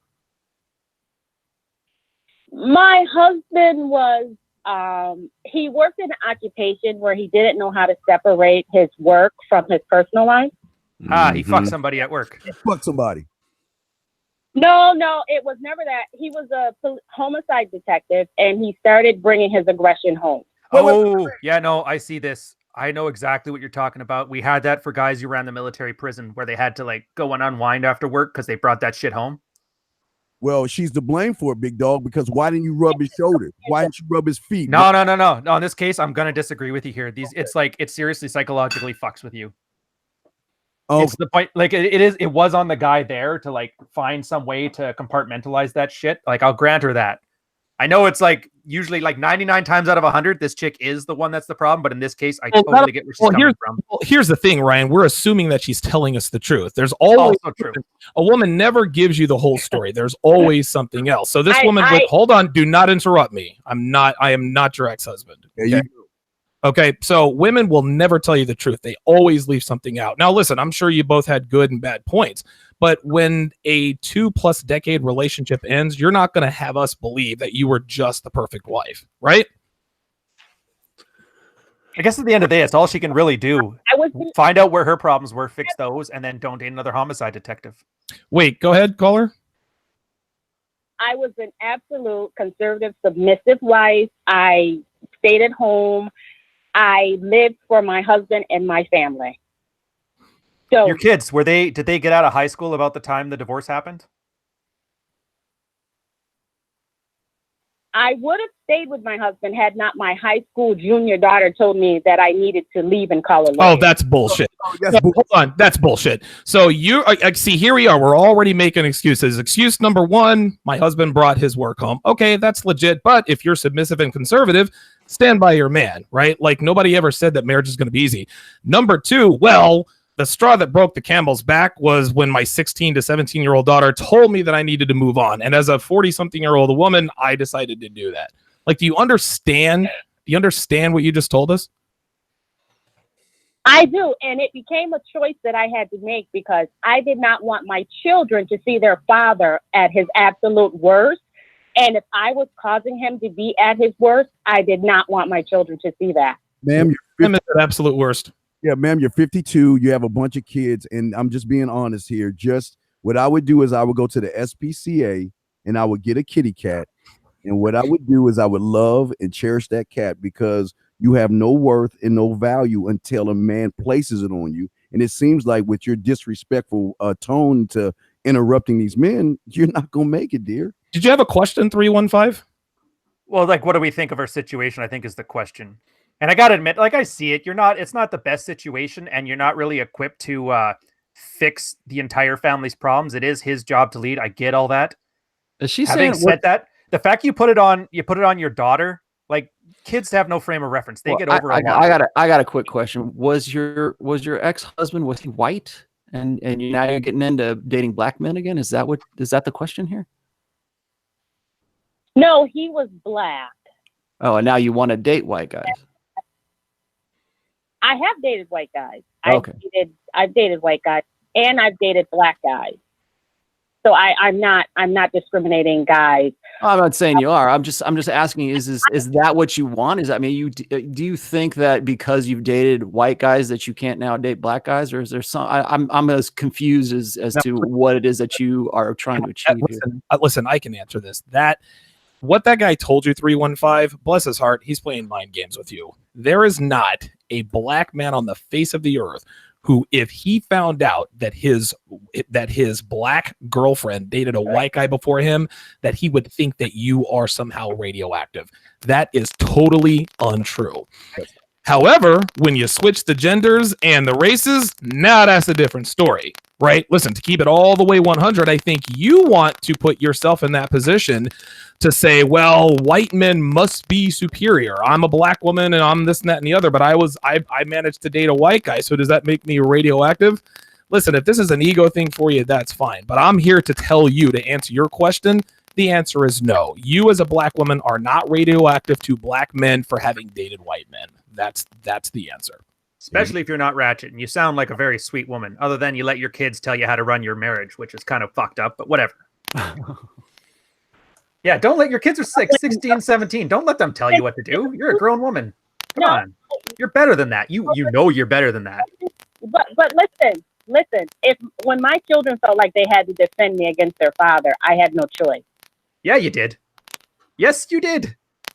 Kids, don't worry about it. We're here keeping this family together so you have a good life. So sit there and shut up.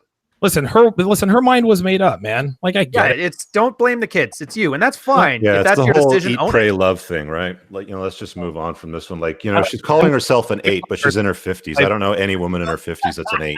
Listen, I was going to say J-Lo. Listen, she's Maybe 50 J-Lo. Well, there's no way that you're a 7. I would, if you're a 52, you're probably No, it's 8 with personality because guys really love fucking personalities, right? My mistake. My mistake. I stand correct. Next caller. All right, let's go to area code 512. Thank you very much for holding 512. You're on live with the Red Man Group. Go ahead. Gentlemen, I appreciate you taking my call. Yes, sir. All right, so just to give you a little bit of info about me that pertains to my question, there's no way around it. I'm a fucking Chad, okay? I'm 5'11", 180, pretty fucking aesthetic, bench 275.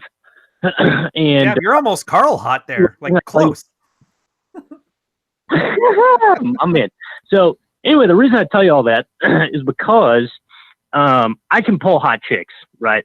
Like I can get these hot chicks, but the problem is I'm having trouble getting hot chicks that also have the intangibles that I'm looking for, such as a chick that'll when you come home, she's gonna rub your feet and make you dinner and shit hold like on, that. Chad. Let me. Chad. I'm wondering. Chad. Let me stop you right. Chad. I gotta mute you now because now you're filibustering. Okay, dude, I gotta gift that. Listen, Chad. Here's the thing that you're gonna have to understand. 2 things. Number 1, 8s, 9s, and 10s belong to the game. All right. Number 2, 10s are very rarely going to have intangibles. 10s are useless because they've never had to be useful. So if you expect a 10, an 8, a 9, or a 10 to have bubbling personality, know how to cook and clean, you're barking up the wrong tree because she's never had to do it. And if she's never had to do it, she's not going to find a reason to do it, even with a 5'11" Chad. She might do it for a 6'4" Chad.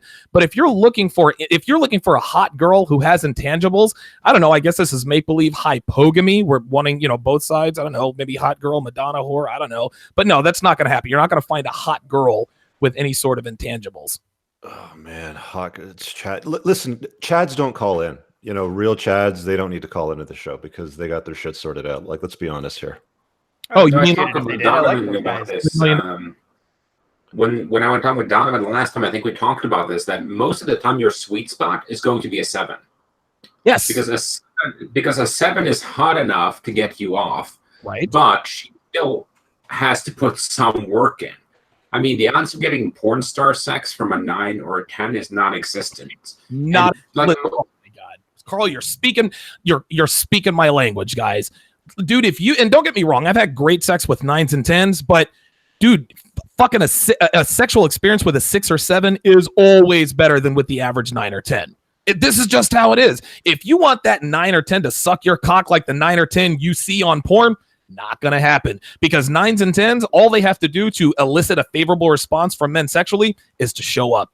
So if you think she's going to suck your cock and fuck you like a porn star, not going to happen, player. You also need to know this. I just posted the link to it. I've got an article called SMV, or like SMV ratios and attachments and solid attachments. And so if you, and guys hate it when I bring this up, but it's like, they always say, do I have to be like a step above her? Or why do I have to lower my standards for a good chick? Well, that's part of the game. Women, hypergamy wants better. It doesn't seek its own level. It seeks better than its own level. Right. And so you are going to have more solid attachments. You're going to have more solid, healthy relationships when you are at least one step above that woman in SMV. And Carl, we're going to go for another 10 minutes here. So keep going, quick guys. one on Carl. You know how you had that stat where women cluster around the mean and guys tend to be on the more extremes? Yes. There's no 8s, 9s, or 10s anyway. It's like 4s, 5s, 6s, and 7s. True. And the rest of anything beyond a 7 is your ego investment. And I think, I don't know, Carl, am I close to your spreadsheet on this or no? Yeah, pretty close. But I think what it comes down to is very simple, that if you look at the normal distribution on a bell curve, you're going to have like 2.5% of women are going to be 9s and 10s. Then you're going to have slightly more 7s and 8s, and then most of them are going to be between 4, 5, and 6.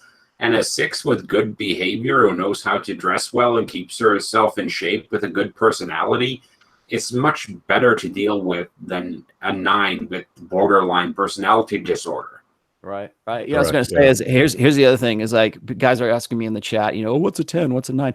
There is no such thing as a natural 10. Okay. There might be a 9.5, but that last point to point and a half is always earned on performance. Get that in your head. Ooh, I like that. Yeah, there's the hot crazy matrix. If you haven't seen it, guys, just look up on YouTube. It's pretty easy to find. I like how the guy Chad called in, and we've got the other guy who's worth $3 million. Listen, I'll admit to everyone. Listen, I'm just going to go ahead and let everyone know I have a 14-inch dick. Yes, okay. I said. Damn, you got 14. I thought I had 13. I got 14, man. Actually, it's 14. Dude, the cervix is only 10. What the fuck do you do with the other 4? You just buy at lunch? What the fuck? I thought black guys are supposed to have big dicks. I got a 14.1-inch dick, dude. When people call up bragging about their stats, like guys says, well, I'm an 8 and my gaming is 8, but I'm having trouble. Oh, come on, man. Oh man, my favorite is I'm a 7 and I'm 52, but I'm an 8 with personality because we like to have sex with personalities as men, right? Yeah. You don't fuck your personality at 52, sweetheart. That's not generally how it works. Are blowjobs a personality trait? Say what? Could be. Are blowjobs a personality trait? Because I kind of want to go with it. Yes. Are. Right, screw it. Solve the mystery.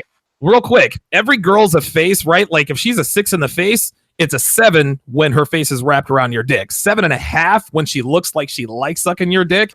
8 when you blow a load. Her face is a 10 if she swallows. That's how it works. All right, let's go back to the phone lines. We got a call. Looks like they're calling from out of the country. So area code 407, you're on live with the Redman Group. Go ahead. Oh my God, can you guys hear me? We can hear you, brother. Oh, finally. I'm from Romania, guys, and sorry in advance for my English. No, that's okay.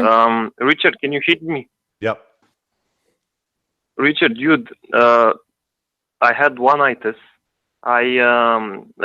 You hear about this all the time, of course.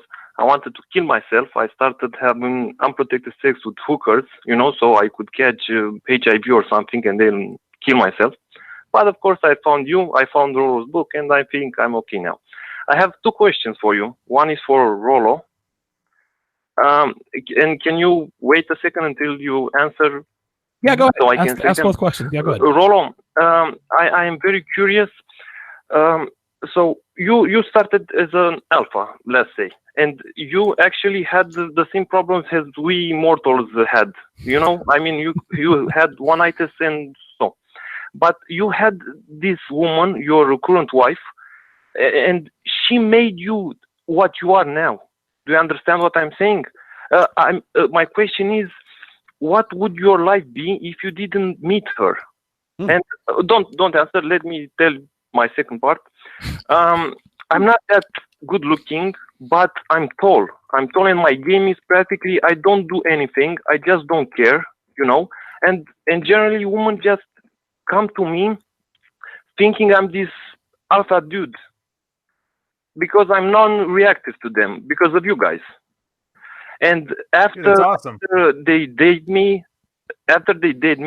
I become my true self. I'm a beta. Right. I'm a beta after you start sleeping with them, start dating them, you go from alpha to beta. Exactly. Yeah. Exactly. But that because you don't believe, man. Exactly what you guys playing games. They give me their best sex, unprotected. They think I'm this, I don't know, this awesome guy, But then they find out I'm not. My question is, can a woman who wants you to be that alpha make you that alpha all the time? Wow, good question. So question number one, Rolo, what would your life be like without Mrs. Tomasi? And number 2, can a woman make you an alpha and keep you an alpha? Both. I'll let you guys take the second part of this, but the first part of this is, first of all, no, I've been through, and I've stated this in the book too. So if you've read the book, you already know this. But I have been, from the time I was like, say 15, 16, when you're a teenager in high school, I was very much blue pill. I'm very much a beta. And I used to follow along with a lot of one of the reasons I'm so well versed on how betas think is because I was definitely one for quite some time. And then I got my first girlfriend. Oh, I'll do anything for you. I'll move to another college for you. I'll do all this kind of stuff. I did exactly the kind of things that I advise guys not to do back in those days. Then after I got out of that relationship, that's when I decided to pay more attention to myself. And I decided that I was going to, say, fuck it. I don't care what women think. I'm going to do me, right? I'm going to do what I want to do. And as a result of that, I didn't realize this, of course, because, now I'm 21, 22 years old. I get into playing in the Hollywood, metal scene. And I started doing, those were the beginnings of my rock star 20s, right? Yeah. That's when I started being a whole lot more alpha. And if I was really alpha at one stage of my life, that was it. And then I met my BPD girlfriend, who just brought me right back down to being very beta and almost gamma in a sense, because I was ready to just basically off myself because of this woman. And so then there was 4 years of that. And then I got out of that, and lo and behold, I decided to say, fuck it again and focus on myself. And that was about the time that I met Mrs. Tomasi. And I've said this before. I'd say, yeah, she certainly, because of who she is, because actually I think really because of who her father was. Her father was very alpha, and that gave her expectations of whoever she was going to marry. It had to be the man. He had to be the guy that was going to drive the car, right? And so I would say right now I've gone from like being very beta to being like apex alpha to being like almost gamma, to being where I am right now, which is sort of like a lesser alpha, I guess. But so did she make me who I am? A part of that, yes, definitely part of that. And I've acknowledged that on several occasions, but also I can't disqualify all of the experience that I've had up until this point. I was telling Steve on his show, everything I bring to the table. I mean, I can talk about a lot of things, right? I mean, I've been married for 22 years. I can talk to you about marriage. I can talk to you about how to deal, how to understand women a little bit better from, a relationship perspective. I can tell you about BPD women. I can tell you about being beta. I can tell you about being alpha. I can tell you about what worked for me back in the day. I can tell you but I can give you my experience of how I raised a daughter from infancy to 20 years old. And I understand, just my being in my line of work, I'm kind of like a study or a student of human behavior. And I always have been, because I've been in my line of work. I'm out and I'm constantly in the field. So I can see all this stuff. Am I going and sarging? No, but I'm there sort of doing these mental notes and taking, just taking all this in. People want to say like I'm like the Jane Goodall of human behavior, because I go and I see these guys and I see what's going on nightly, when I'm doing events or promos and stuff, and I watch what's going on. I would probably be a really good wingman if somebody ever wanted to go out with me sometime. But I bring a lot to the table. So yeah, I mean, yeah, my wife is my experience with my wife has definitely been part of that. And I don't think I've ever said anything otherwise. Guys, as far as what was his other question about? Can a woman make and keep you an alpha? Yeah. He didn't do shit. A woman can make you be alpha. Alpha is a mindset, not a demographic. Can you be brought to, like a lot of guys say this? They say, I was so alpha before I got married, and then suddenly now I'm beta. It's because I lost the frame. Alpha. How do I get the frame back? You were never alpha in the first place. You just thought you were because you were succeeding. Just because you're succeeding with a woman does not necessarily confirm that you have some sort of alpha. Plenty of betas get laid. Let's just put it that way. That's right. Here's the thing, guys. Women don't make you an alpha. There's that notion you hear out there, or that soundbite that behind every successful man, there's a woman. Oh, that's bullshit. God. That's the feminine imperative. That's their narrative. That's not true. You are your own mental point of origin when you get to that point. You are the fucking man. She just happens to be along for the ride. She happens to be a complement to your life. She's not, the one behind his success. A lot of people did this with Barack Obama and Michelle Obama, saying that, Barack was who he was, because of Michelle. I'm sure she added something to the equation, but he got to where he was at because of his own work, right? Yeah, Richard, you 100% right. Let me explain something to you real quick, man. The only thing a woman can do for you right now is make your bed, make you a meal, or make you a fucking drink, dog. She can't make you something that she's not. So stop thinking that women can. And I'm holding Thor's hammer because you got to make these bitches worthy like this hammer. If you know anything like Thor, the only one that can pick up this hammer is somebody worthy of the hammer. Make it about the hammer, your worth, your last name, and who you are. That is why Rolo has a successful 22-year marriage, because he's honest with himself and his lovely wife. That's why I've been married 22 years with no problems, because I know who I am, man. That's all I want to say on that, man. All right. That was a good show, guys. We almost went for 2.5 hours on that one. So I want to thank everybody for all those amazing super chats, the call-in questions, and my entire panel. Just to review again, I got Carl from Black Label Logic, Donovan Sharp from the Sharp Reality, Ryan Stone, the Fourth R Consulting, Rulo Tomasi, the Rational Male, and of course, Steve, the Dean. What is the website again, dude? I keep fucking it up. The Man Mindset. Oh, The Man Mindset. That? Oh crap! I gotta bring that up again. Hold on. Oh, do you want to do that? Like exit and use it? Yeah, as an yeah. outro? The exit intro thing. Let me. All right.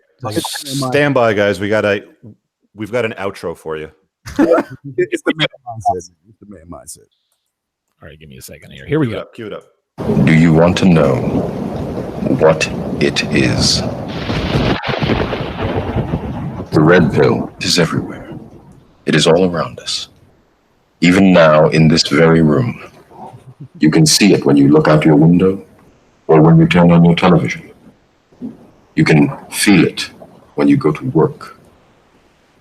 Unfortunately, no one can be told what the red pill is. You have to see it for yourself. You have to see it for yourself. You have to see it for yourself. You have to see it for yourself. You have to see the Red Man Group, disapproving feminist lies and promoting genuine masculinity with hard truths and real-world solutions that enable men to reach their true masculine potential. Anthony Green Johnson. As the founder of 21 Studios, Anthony is dedicated to saving America from the destructive plague of feminism. He will stop at nothing to ensure that red pill truth is spread globally. Donovan Sharp. Donovan is a sexist son of a bitch who keeps women on their toes, their backs, and their knees where they belong. He keeps it all the way real and gives absolutely zero fucks about your feelings.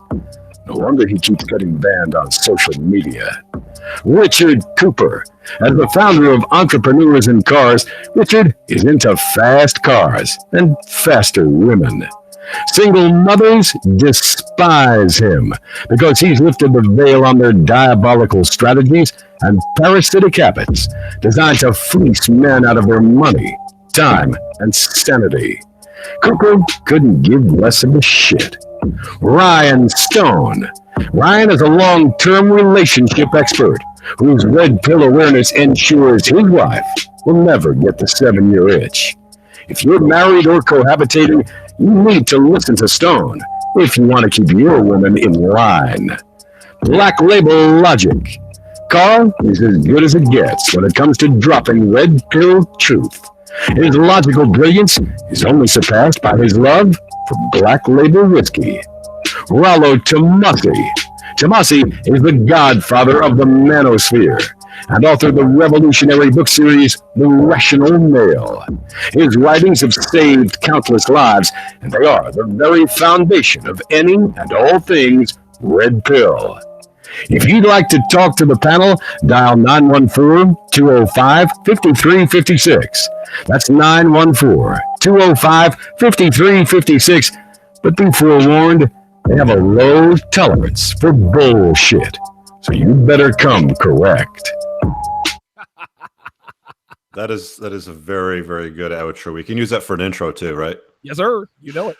All right. Thanks everybody for watching.